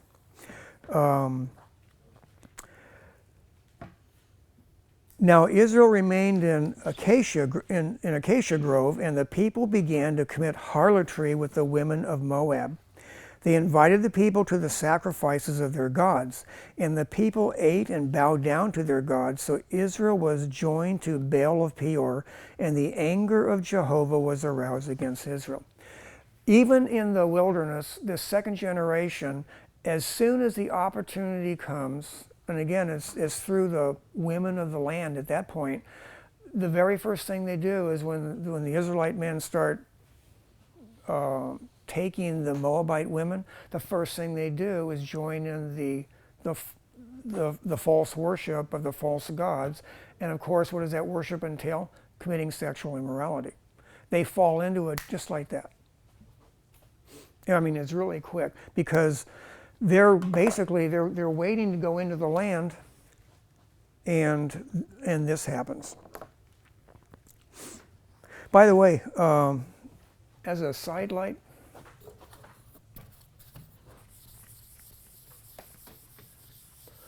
in the book of Numbers, God tells the Israelites how they are to march. And if you take a really strict view as to how God tells them to march and believe the marching pattern, this is taking a really literal view. God basically said that the tabernacle and everything was supposed to be in the middle. Like, so here's the tabernacle, and the Levites are around the tabernacle. This is dead center. And then the Israelites go, 3 tribes each, were to camp to the north, the south, the east, and the west. And here's what it works out to. If you take it as a really literal happening. So 3 tribes are gonna camp. I'm gonna orient this where we're facing forward here. And if you were up on a mountain, you could see the whole Israelite camp. Like what would King Balak possibly have seen when he looked at the camp of Israel when they were camping? If you add up the numbers for each tribe and how they're camped, we get this picture right here.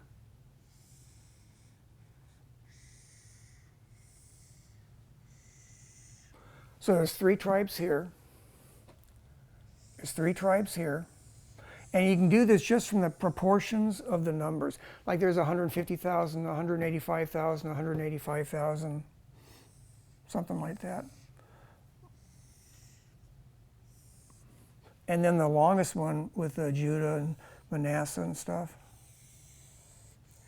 If they're camping to the north, south, east, and west, and they're not camping southwest and southeast and northwest and northeast, if they're just camping, if you're up on the cliffs and you're looking down at Israel, this is what you would see.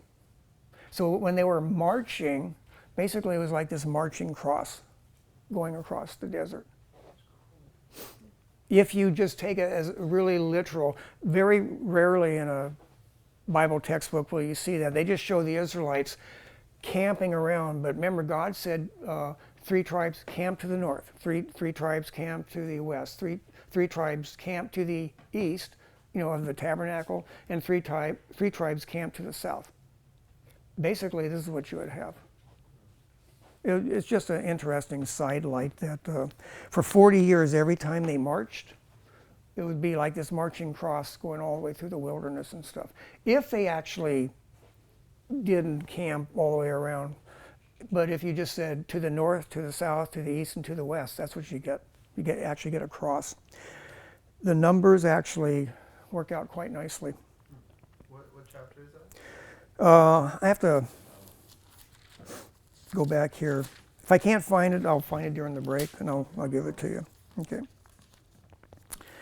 So anyway, Israel is now in the act of committing harlotry with the Moabite women. So Jehovah said to Moses, "Take all the leaders of the people and hang the offenders before the Lord out in the sun, that the fierce anger of Jehovah may turn away from Israel." Because remember, God is now, Balaam said, if you can get them to commit adultery by being seduced by the Moabite women, then God will be forced to judge Israel. In other words, I can't curse them because God won't let me, but God will be forced to judge his own people because they're committing this abomination. So Moses said to the judges of Israel, "Every one of you kill his men who were joined to Baal of Peor." Notice the thing that they're saying first is they're worshiping the false deities, okay? And indeed, one of the children of Israel came and presented to his brethren a Midianite woman in the sight of Moses and in the sight of all the congregation of the children of Israel, who were weeping at the door of the tabernacle of meeting, because there were those people who were mourning over what's going on. Now when Phinehas, the son of Eleazar, the son of Aaron the priest, saw it, he rose from among the congregation and took a javelin in his hand, and he went after the man of Israel into the tent and thrust both of them through, and the man of Israel and the woman through her body. So the plague was stopped among the children of Israel, and those who died in the plague were 24,000. So 24,000 people died of that plague. And then God says to Phinehas, Jehovah spoke to Moses, saying, Phinehas, the son of Eleazar, the son of Aaron the priest, has turned back my wrath from the children of Israel, because he was zealous with my zeal among them, so that I did not consume the children of Israel in my zeal. Therefore say, behold, I give to him my covenant of peace, and it shall be to him and his descendants after him a covenant of an everlasting priesthood. And indeed, if you turn to Ezekiel chapters 40 through 48, it's the descendants of Eleazar. Remember, Aaron had 4 sons, Nadab, Abihu. Remember, they die by the strange fire in Leviticus. And then there's Nadab, Abihu, Eleazar, and Ithamar. But Eleazar is going to be chosen. Phinehas is his son. And so in other words, the everlasting priesthood that will be perpetually be the Levites will be through Eleazar, the high priest, through Phinehas. And in Ezekiel 40 through 48, when it talks about the priesthood and the temple being built, they're all descendants of Eleazar through Phinehas. So in other words, all of that starts right here. So the plague is stopped from their idolatry and everything at that point. So anyway, even in the book of Revelation, when it talks about the teaching of Balaam, it's referring to this incident right here in Numbers chapter 25. False doctrine, worshiping idols, and committing sexual immorality. That was the teaching of Balaam.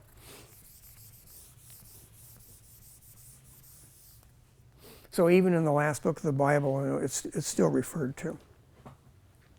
So in chapter 26, there's going to be a new census taken for all the 12 tribes of Israel.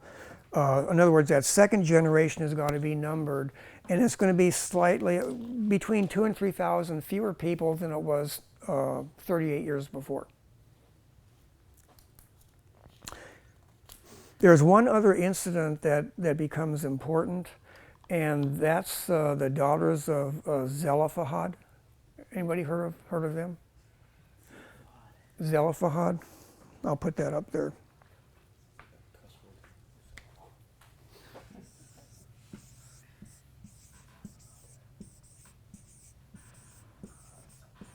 Okay.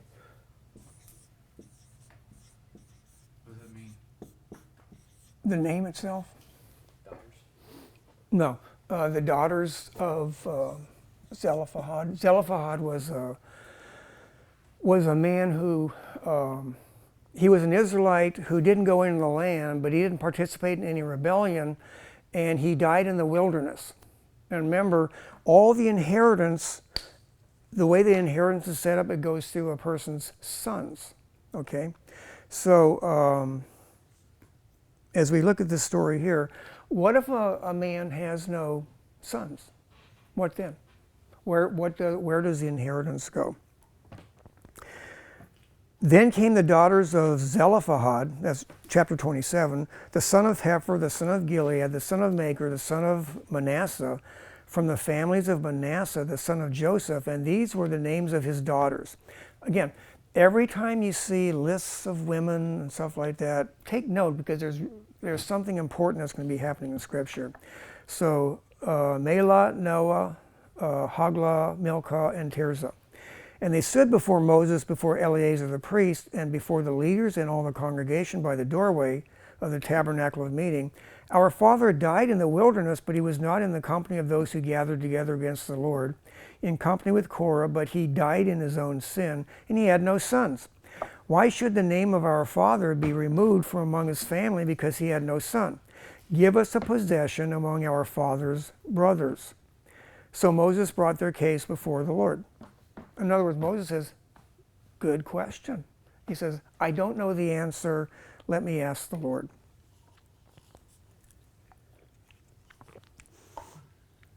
So the Lord spoke to Moses, saying, the daughters of Zelophehad speak what is right.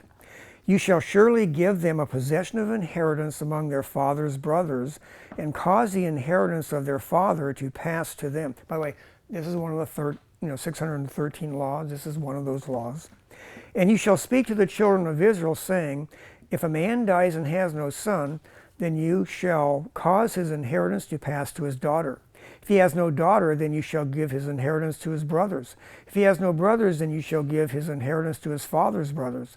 And if his father has no brothers, then you shall give his inheritance to the relative closest to him in his family, and he shall possess it. And it shall be to the children of Israel a statute of judgment, just as the Lord commanded Moses. Okay. So this becomes important because it actually plays a part in the Messiah.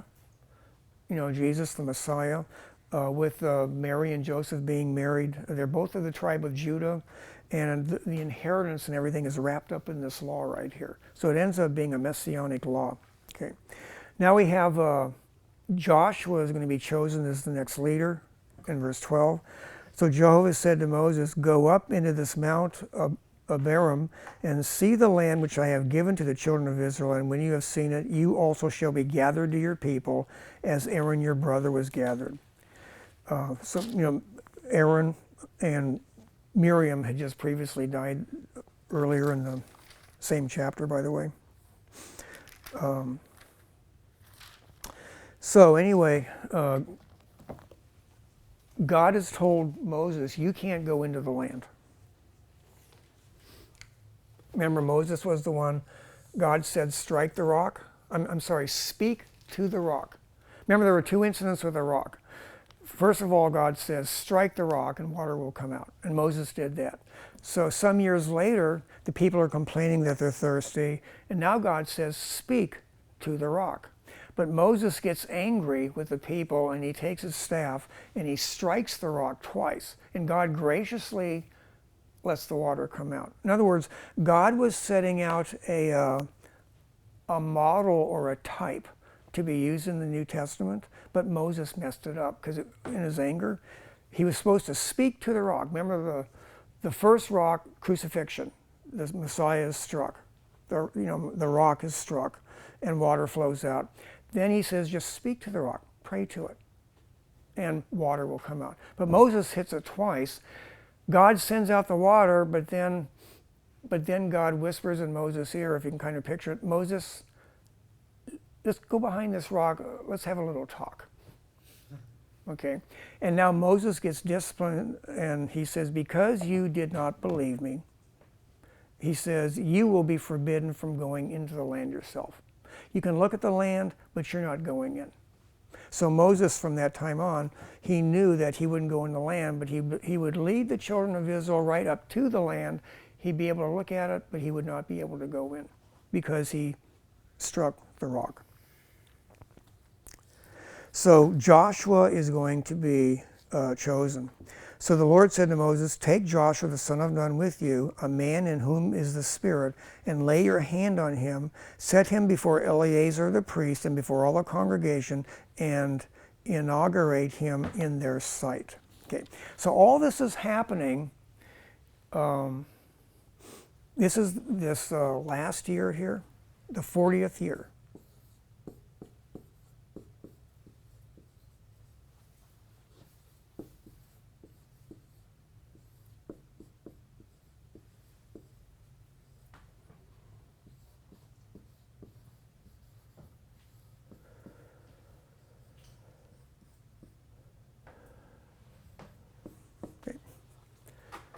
The 40th year since the Exodus from Egypt. In other words, 40 years after crossing the Red Sea.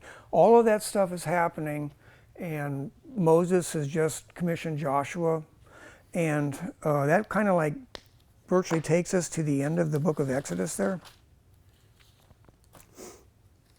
The only other thing mentioned in the book of Numbers is is that the 2.5 tribes are going to settle on the east side of the Jordan. The half tribe of Manasseh, the tribe of Reuben, and the tribe of Gad. They're going to settle on the east side of the Jordan River, but they're going to get ready to cross the land. And then we get to this section right here. This is the 40th year, so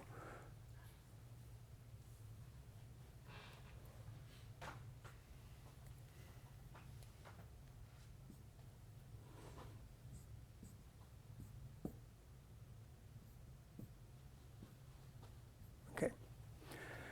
These are the months. 1, 2, 3, 4, 5. Yeah, 12 months.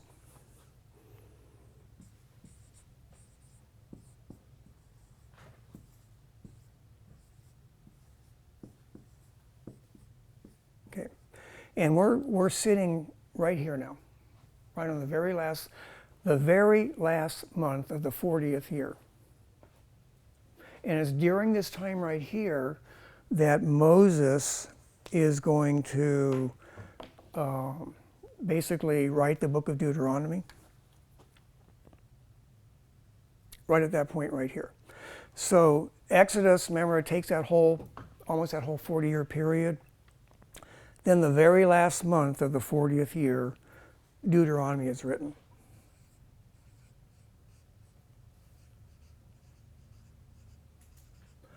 And so just like Leviticus is tied very closely to Exodus, the book of Deuteronomy is tied to the book of Numbers.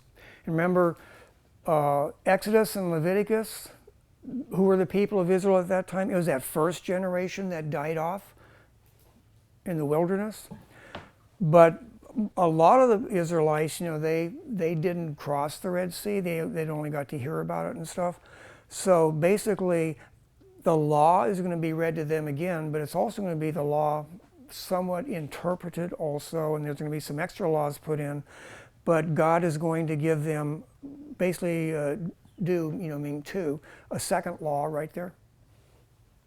And so he's going to basically go through 34 chapters of rehashing a lot of the laws in Leviticus, but he's also going to mention some new things here too. And let's go ahead and take a 10-minute break, and then we'll cover the book of Deuteronomy. Okay, so we're in the book of Deuteronomy. And the Deuteronomy is important. Deuteronomy means a second law. And it's important because it's a reminder to the second generation of Israelites about the law. And God's going to stress the fact in Deuteronomy that when you obey, there is blessing.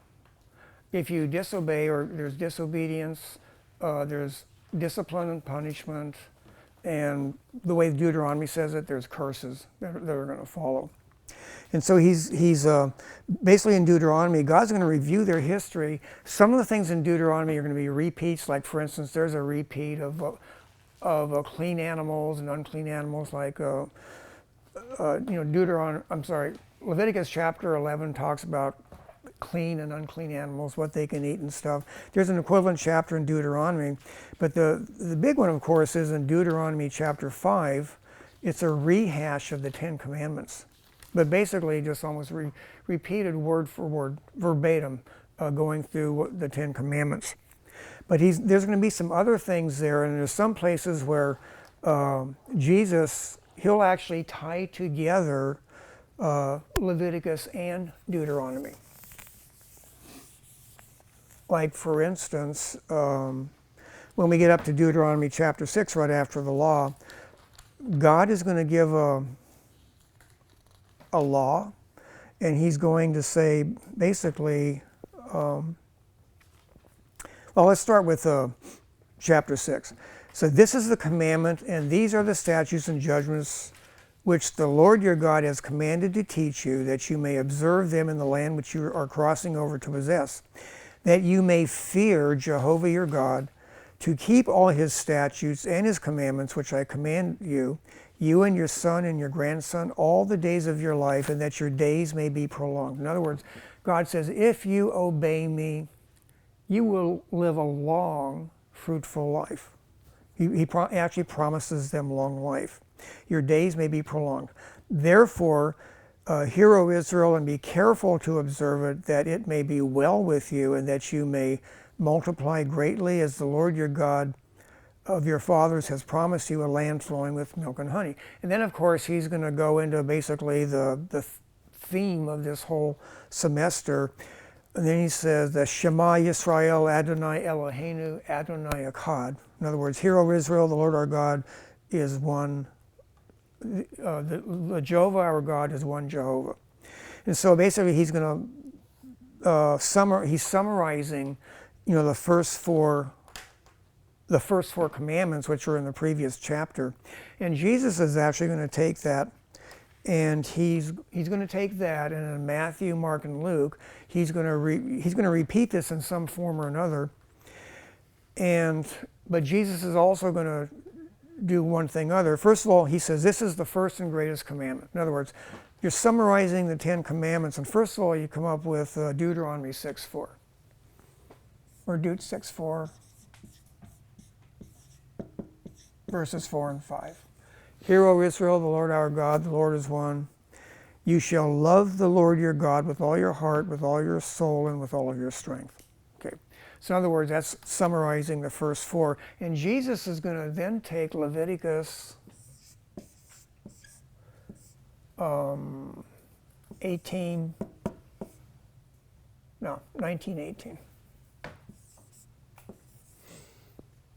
Take Leviticus 19:18, and he's going to say, and you shall love your neighbor as yourself, which this part's like quoted 10 or 12 times in the New Testament.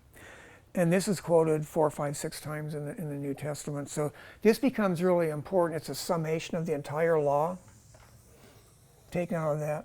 Out of the Torah, that basically becomes a summarization of all the laws, okay? 613 laws that are given, that summarizes all of them. And here's what God says you're supposed to do with them. It says, these words which I command you today shall be in your heart. Okay. That doesn't mean your Valentine heart, okay? It means your inner person, okay? The word heart is probably one of the most misunderstood words in Scripture. It's used 850 times in the Old Testament, and we usually think it's our emotions and stuff like that. But the way it's defined in the Old Testament and the New Testament, it's your inner being. The heart thinks, it has emotion, it has will, it has volition. In other words, it's speaking of your inner person. If you want to go like a good definition in one verse, Proverbs 23 verses 15 and 16 will define what the heart is through synonymous parallelism. And just let me flip there real quick. Proverbs 23. And Solomon is speaking.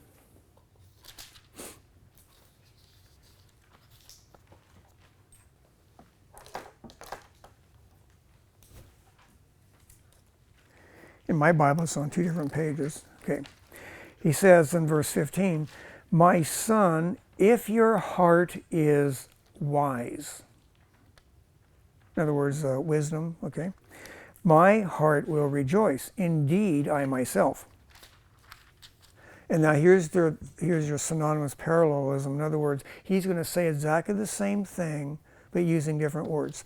Yes, my inmost being will rejoice when your lips speak right things. So the heart is defined as your inmost being, the inner person, whether you want to call it soul, spirit. The term heart is being used, and of course it's used big time in Hebrews 4:12. Where it talks about the plans and purposes of the heart, God exposing them, with that sharp two-edged sword. So in the scripture, sometimes in an English translation, you'll see the word mind in your Old Testament.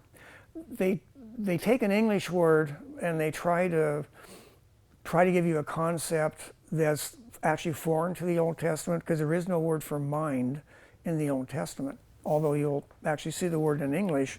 But the heart was equivalent to your mind, your thinking processes, your emotions, your volition, your will, your emotions, everything was all wrapped up in what the heart.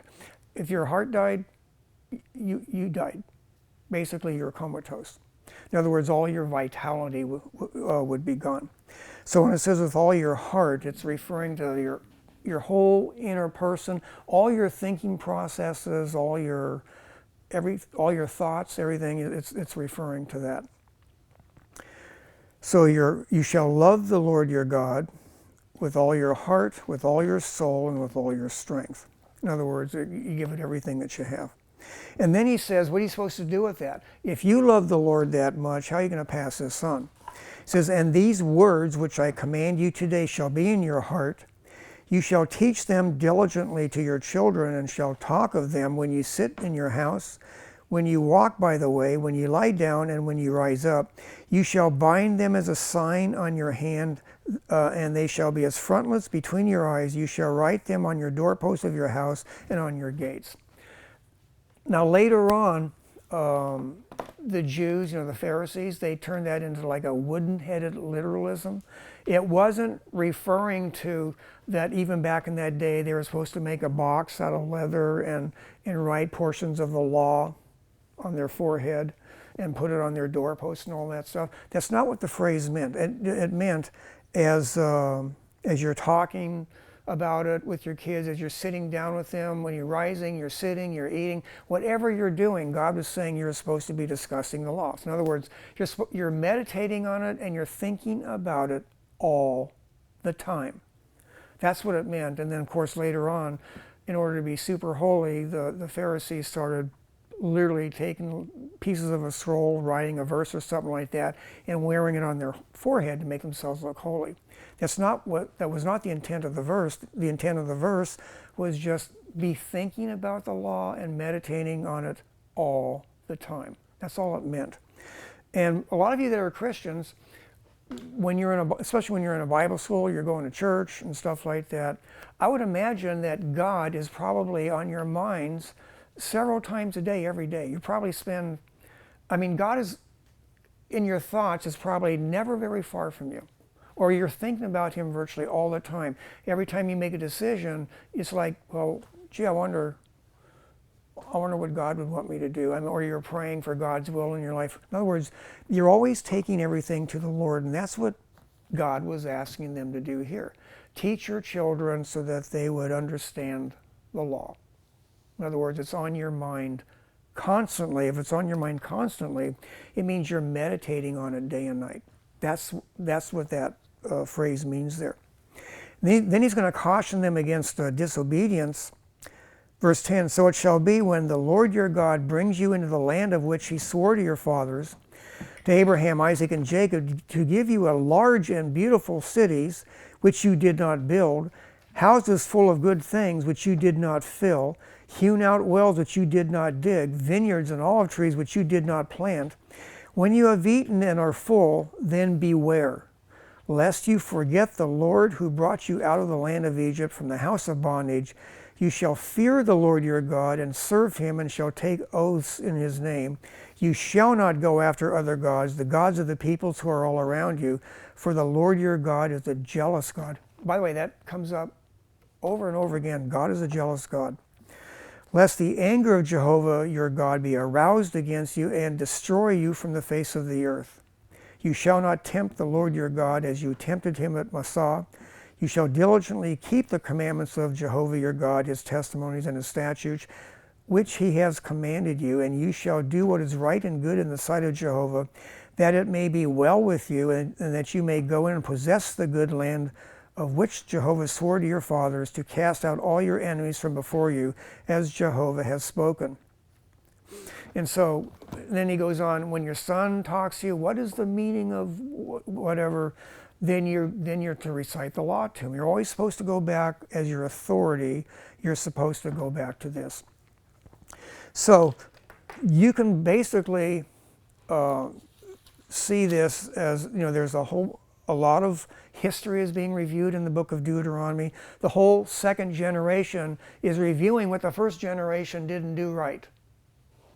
All the stuff they did wrong, and the fact that they had to be destroyed in the wilderness. And then, of course, he's going to give them some other laws and stuff. He's going to talk about the Ten Commandments, the fact that God wrote the Ten Commandments with his own finger. And then he's going to tell them in Deuteronomy, he's going to tell them, eventually I'm going to tell you where to worship. In other words, I will one day choose a place for you to worship in the land, a place of my choosing, which I'm not going to tell you yet.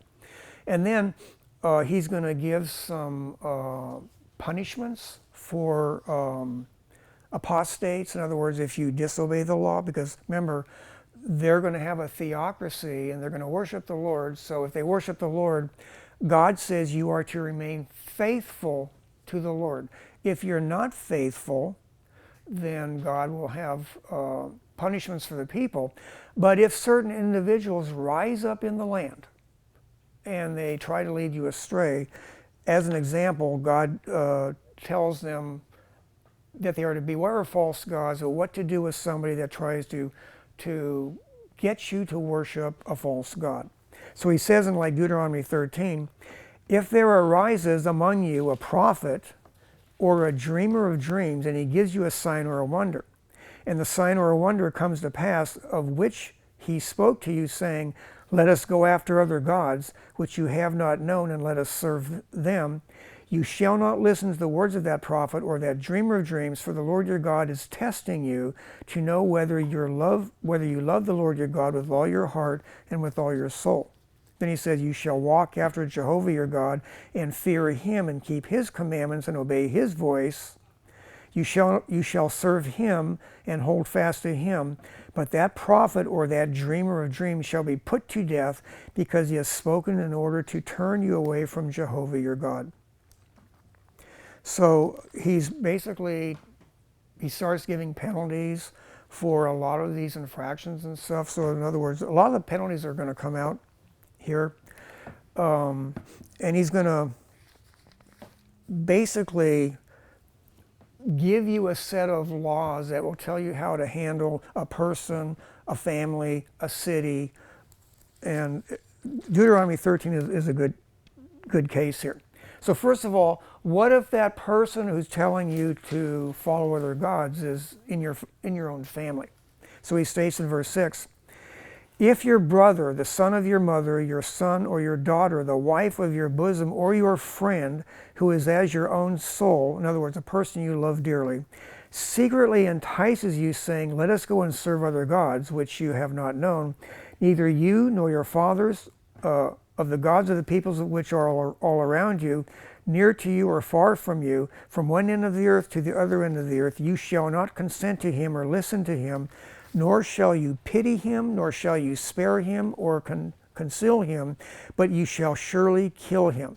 Your hand shall be first against him to put him to death, and afterward the hand of all the people, and you shall stone him with stones until he dies, because he sought to entice you away from Jehovah your God, who brought you out of the land of Egypt. Okay, now then he says if it's in the cities. If you hear of someone in one of your cities which the Lord your God gives you to dwell in, corrupt men have gone out from among you and enticed the inhabitants of their cities, saying, let us go and serve other gods. In other words, the whole city is going after this other god, which you have not known. Then you shall inquire, search out, and ask diligently, and if it is indeed true and certain that such an abomination was committed among you, you shall surely strike the inhabitants of that city with the edge of the sword, utterly destroying it, all that is in it and its livestock with the edge of the sword. You shall gather all of its plunder into the middle of the street, and completely burn with fire the city and all its plunder. For the Lord your God, it shall be a heap forever, it shall not be built again. So none of the accursed things shall remain in your hand, that the Lord your God turn from you the fierceness of his anger, and show you mercy, have compassion on you, and multiply you, just as he swore to your fathers, because you have listened to the voice of Jehovah your God, to keep all his commandments which I command you today, to do what is right in the eyes of Jehovah your God. So he's telling them, in other words, the penalty for following other gods was severe. It carried the death penalty. So in chapter 18, it's going to tell you some of the practices that the Israelites were not to engage in, that the inhabitants of the land did engage in. And these are religious practices.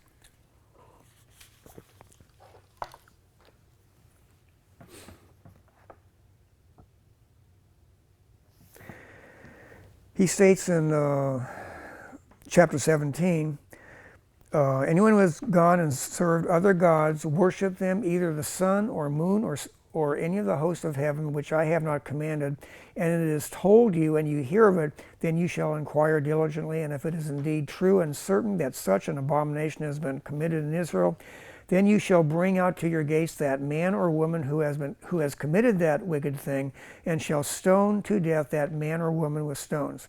Whoever is deserving of death shall be put to death on the testimony of 2 or 3 witnesses. He shall not be put to death on the testimony of 1 witness. So in other words, he gives the penalties for committing those sorts of sins. And then in Deuteronomy chapter 18, he's going to list basically what those things are.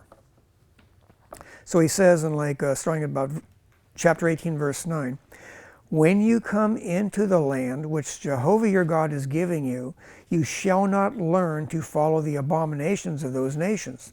There shall not be found among you anyone who makes his son or his daughter pass through the fire. In other words, you don't sacrifice your children. Or anyone who practices witchcraft, or a soothsayer, or one who interprets omens, or a sorcerer, or one who conjures spells, or a medium, or a spiritist, or one who calls up the dead.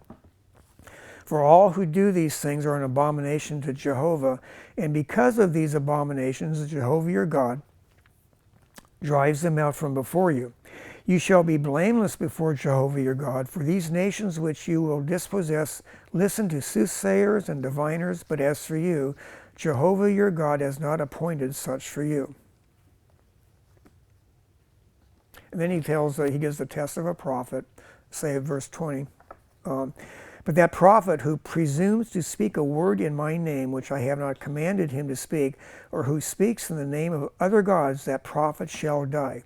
And if you say in your heart, how shall we know the word which the Lord has not spoken?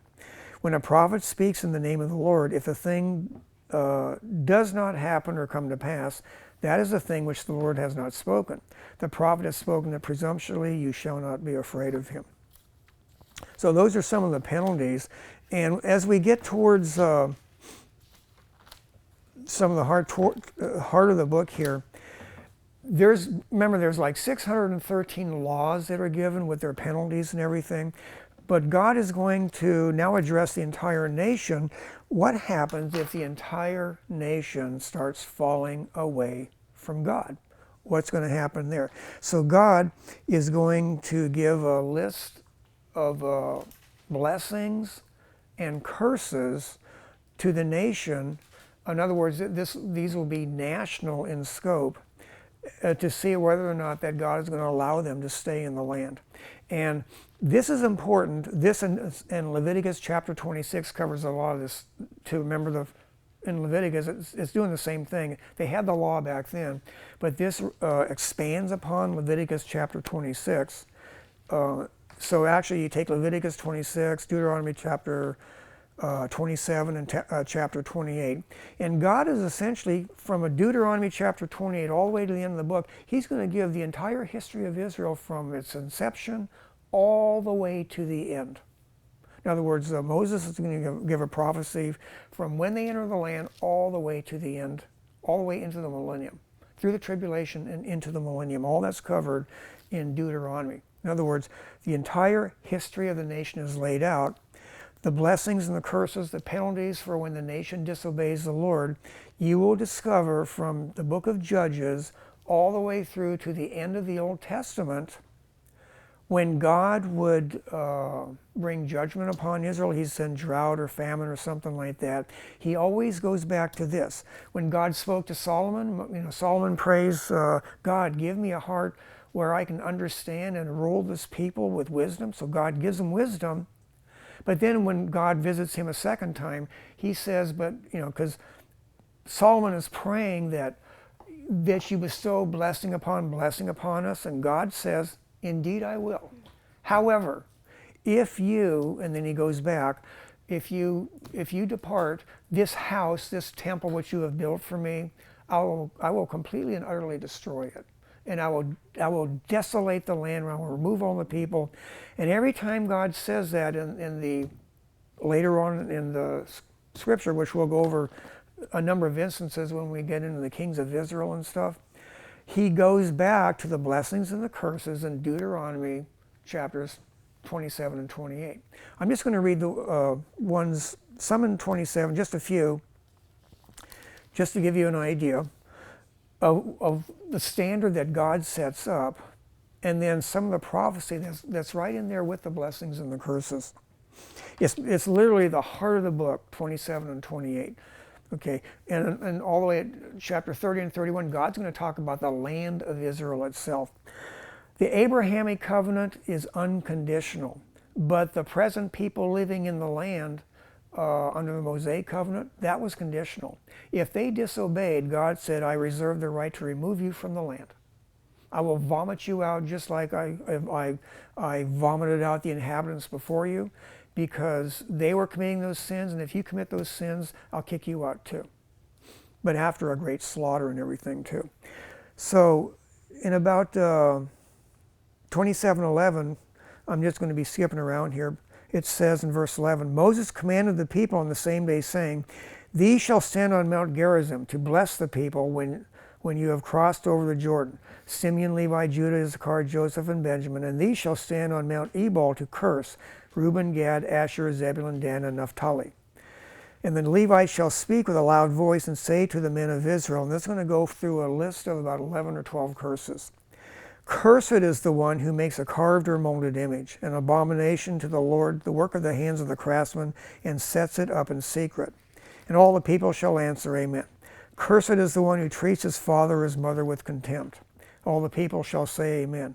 Cursed is the one who moves his neighbor's landmark. By the way, every time it says, and his neighbors shall say, Amen. Cursed is the one who perverts justice, due the stranger, the fatherless, the widow. Cursed is the one who lies with his father's wife, because he has uncovered his father's bed. Cursed is the one who lies with any kind of animal. And all the people shall say, Amen. Cursed is the one who lies with his sister, the daughter of his father, or the daughter of his mother. Cursed is the one who lies with his mother-in-law. Cursed is the one who attacks his neighbor secretly. Cursed is the one who takes a bribe to slay an innocent person. Cursed is the one who does not confirm all the words of the law. Then it's going to give blessings, and God will actually give, the benefit of the blessings also. Blessed shall you be in the city, and blessed shall you be in the country. Blessed shall you be the fruit of your body, the produce of your ground, and the increase of your herds, and the increase of your cattle, and the offspring of your flocks. Blessed shall be your basket and your kneading bowl. Blessed shall you be when you come in. Blessed shall you be when you go out. In other words, everything you do, God is going to bless. God promises there will be no miscarriages. When every woman will give birth.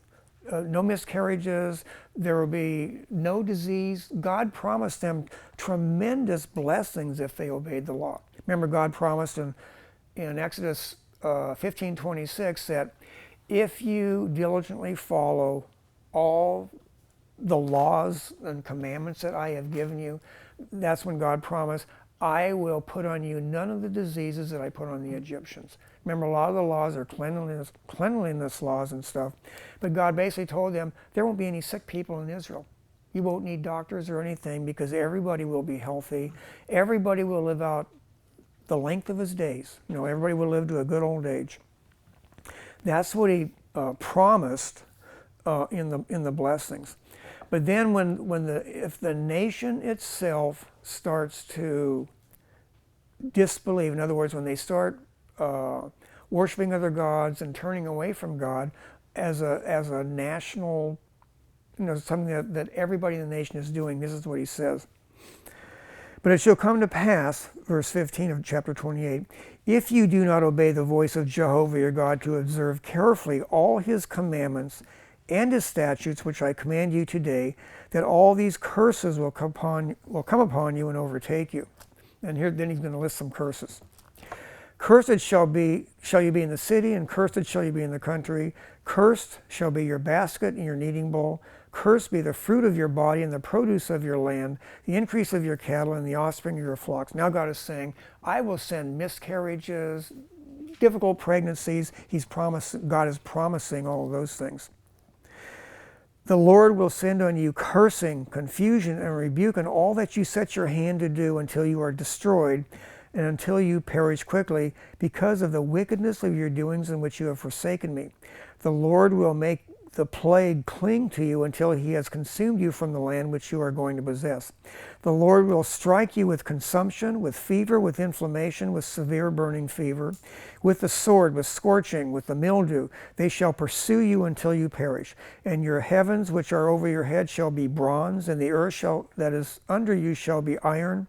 In other words, drought. God's going to just... Remember, Israel is a land that is totally 100% dependent on rain. So in other words, God says, if you follow me and obey the commandments, you will have abundant rain and plentiful crops. If you don't follow me, I'll turn the rain off. There will be drought in your land. The Lord will change the rain of your land to powder and dust. From the heaven it shall come down on you until you are destroyed. The Lord will cause you to be defeated before your enemies. You shall go out one way against them and flee 7 ways before them, and you shall become troublesome to all the kingdoms of the earth.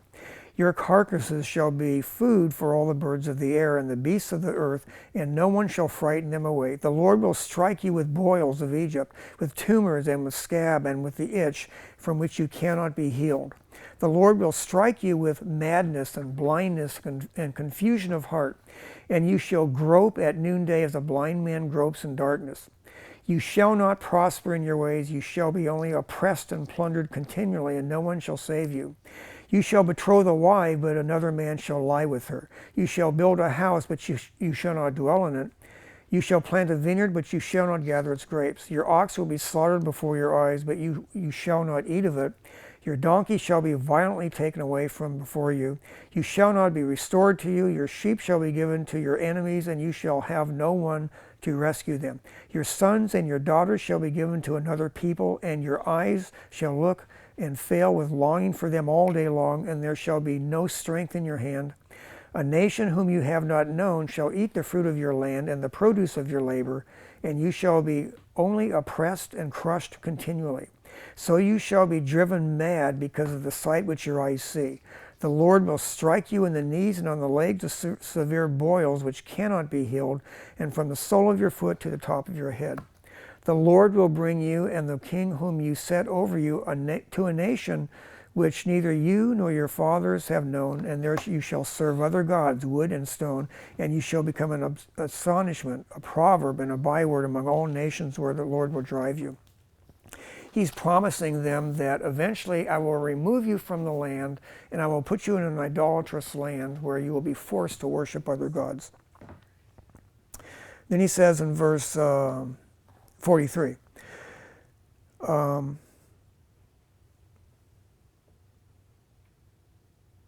okay, let me start verse 41. You shall beget sons and daughters, but they shall not be yours, for they shall go into captivity. Locusts shall consume all your trees and the produce of your land. The alien who is among you shall rise higher and higher above you, and you shall come down lower and lower. He shall lend to you, but you shall not lend to him. He shall be the head, and you shall be the tail.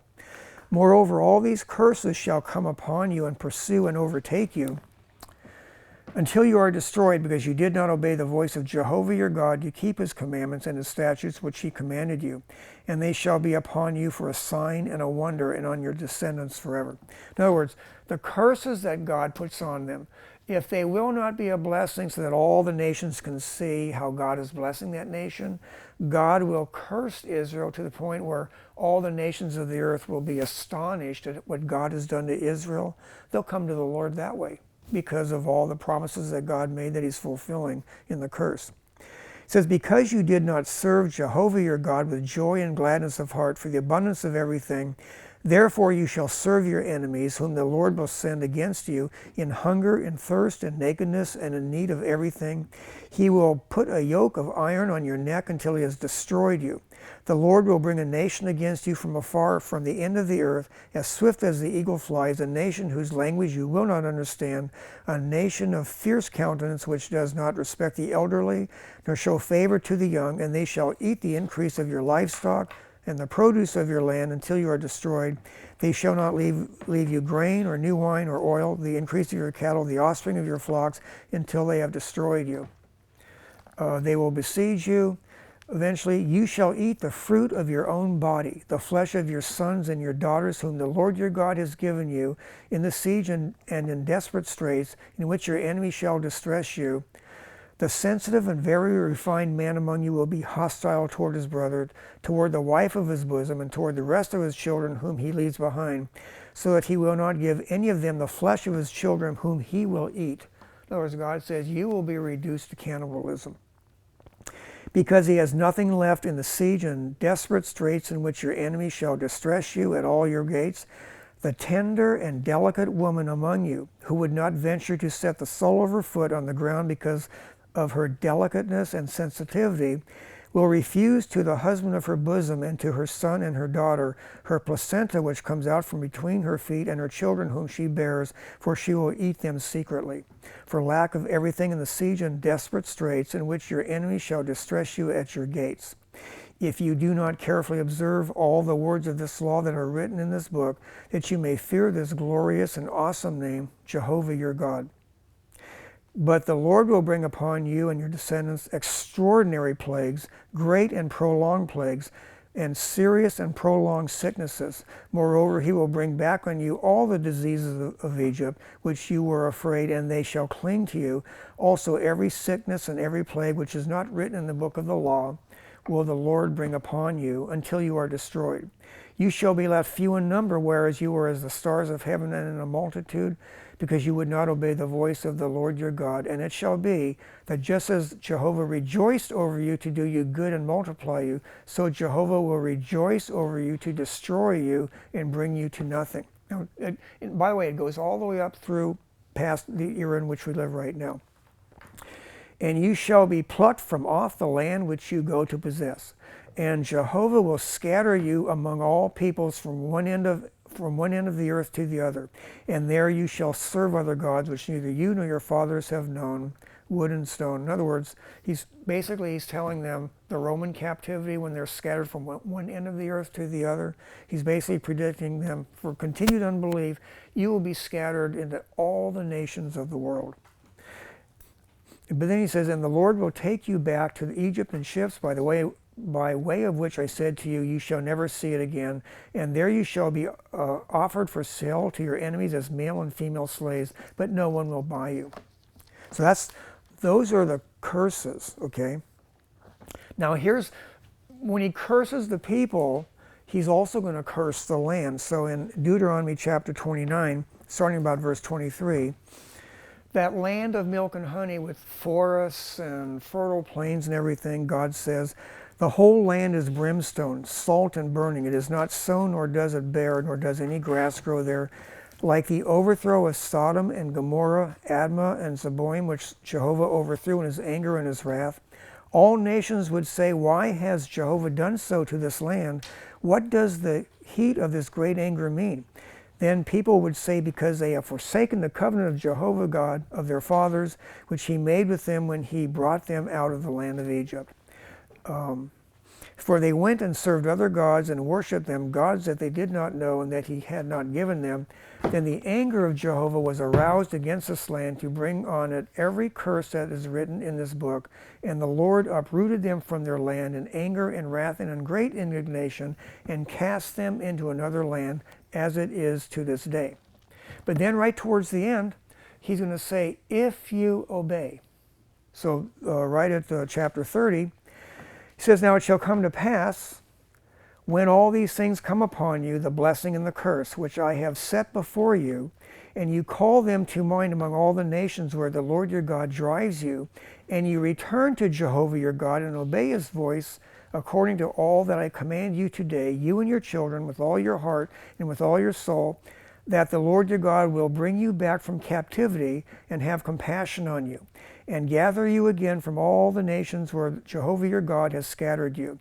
If any of you are driven out to the farthest parts under heaven, from there the Lord your God will gather you, and from there he will bring you. Then Jehovah your God will bring you to the land which your fathers possessed, and you shall possess it. He will prosper you and multiply you more than your fathers, and the Lord your God will circumcise your heart and the heart of your descendants to love the Jehovah your God with all your heart, with all your soul, that you may live. So in other words, here's, what is this? This is the new covenant where he circumcises the heart. You have to picture, by the way, that's all being said right here, right before they enter the land. So what Moses is doing, before one Israelite has ever set foot in the land. So they're sitting right here. Moses is giving them, he's reading the blessings and the curses to them. They're getting ready to enter the land. And by the way, here's the cross, here's the worldwide captivity.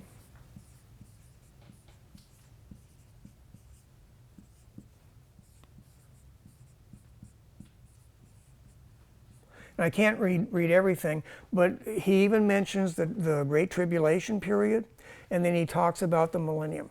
What I stopped reading is basically the millennial passage, where and the Lord your God will circumcise your heart and the heart of your descendants to love Jehovah your God with all your heart and with all your soul. So he's actually, Moses and all the people are right here. This is 1405 BC. He's predicted the Babylonian captivity.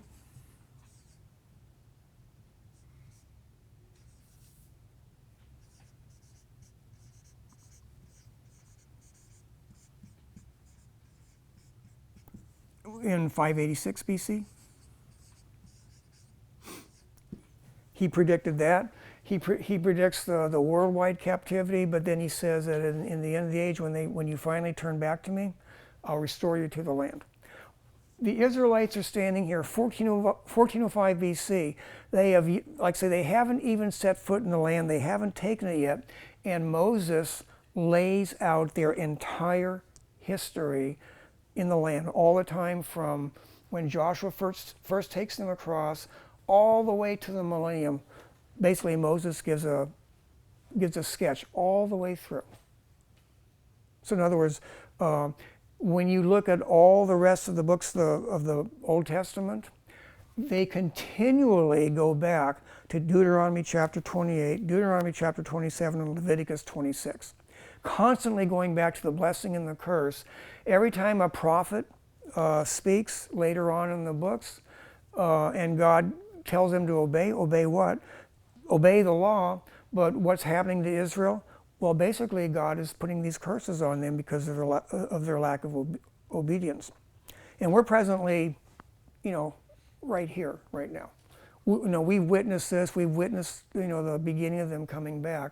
So, but we still haven't gotten to the end of Deuteronomy as what it prophesies, because it prophesies clear into the millennium. So this is the last warning that Israel gets as they go into the land, and the people are all faithful, they're ready to go, and they're ready to take the land. But remember, God says, I know that when they get into the land, they're going to get rich and powerful, and they're going to think that their hands did all of this, and they're going to forget about me, and I will be forced to curse them. So basically, the entire history of Israel is laid out in the book of Deuteronomy, in just those 2 chapters.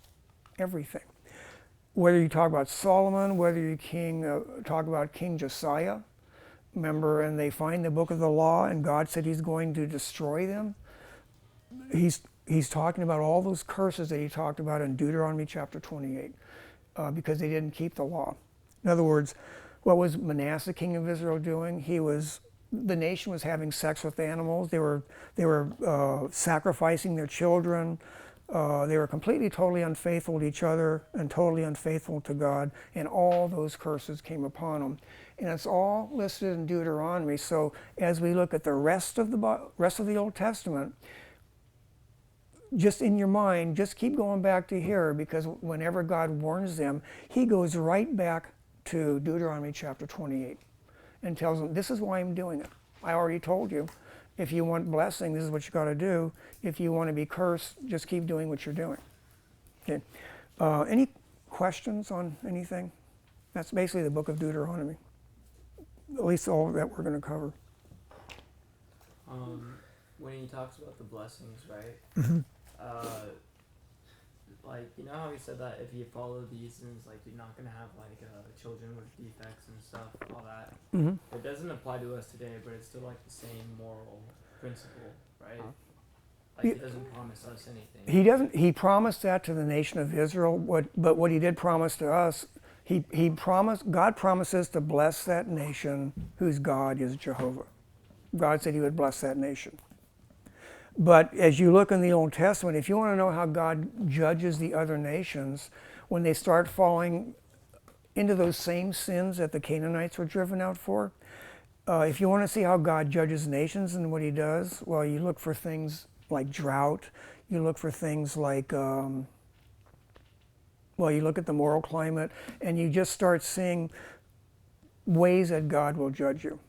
And one of the ways that He did with Israel is He started chipping away their real estate. He started taking away portions of their land and giving it to their enemies and stuff. So there were things that God did when He judges a culture. And then, of course, He'll judge cultures by the way that they treat Israel. The Abrahamic covenant, I will bless those who bless you, and I will utterly destroy those who take you lightly, or who pass over you with, and think that you're not worth anything. You pass over Jesus Christ lightly, you spend eternity in hell. I will curse those who curse you. Remember Kalal and Arar when we talked about that? Let's go ahead. My voice is about shot. So let's go ahead and close with a word of prayer. Next week, we're going to cover Joshua and Judges. And I want to get through 11 core books and then we're going to put everything together. As we come in next week, I'll let you know what your homework what your paper is going to be. Okay? Any questions on anything so far? Okay. Next week we start hitting the homework. If you would just review the book of Joshua and Judges, just like thumb through it, read sections of it, just so you get a feel for what those books are about. Okay. Actually, Joshua, Judges, and Ruth, and possibly in the 1 Samuel. In other words, the whole period of the Judges, all the way from Joshua to Samuel. Father, as we look to you for grace and truth, we would just pray that you give us wisdom and insight and help us see the flow of your book, what you promise, and how consistent you are in what you say. In Jesus' name, amen.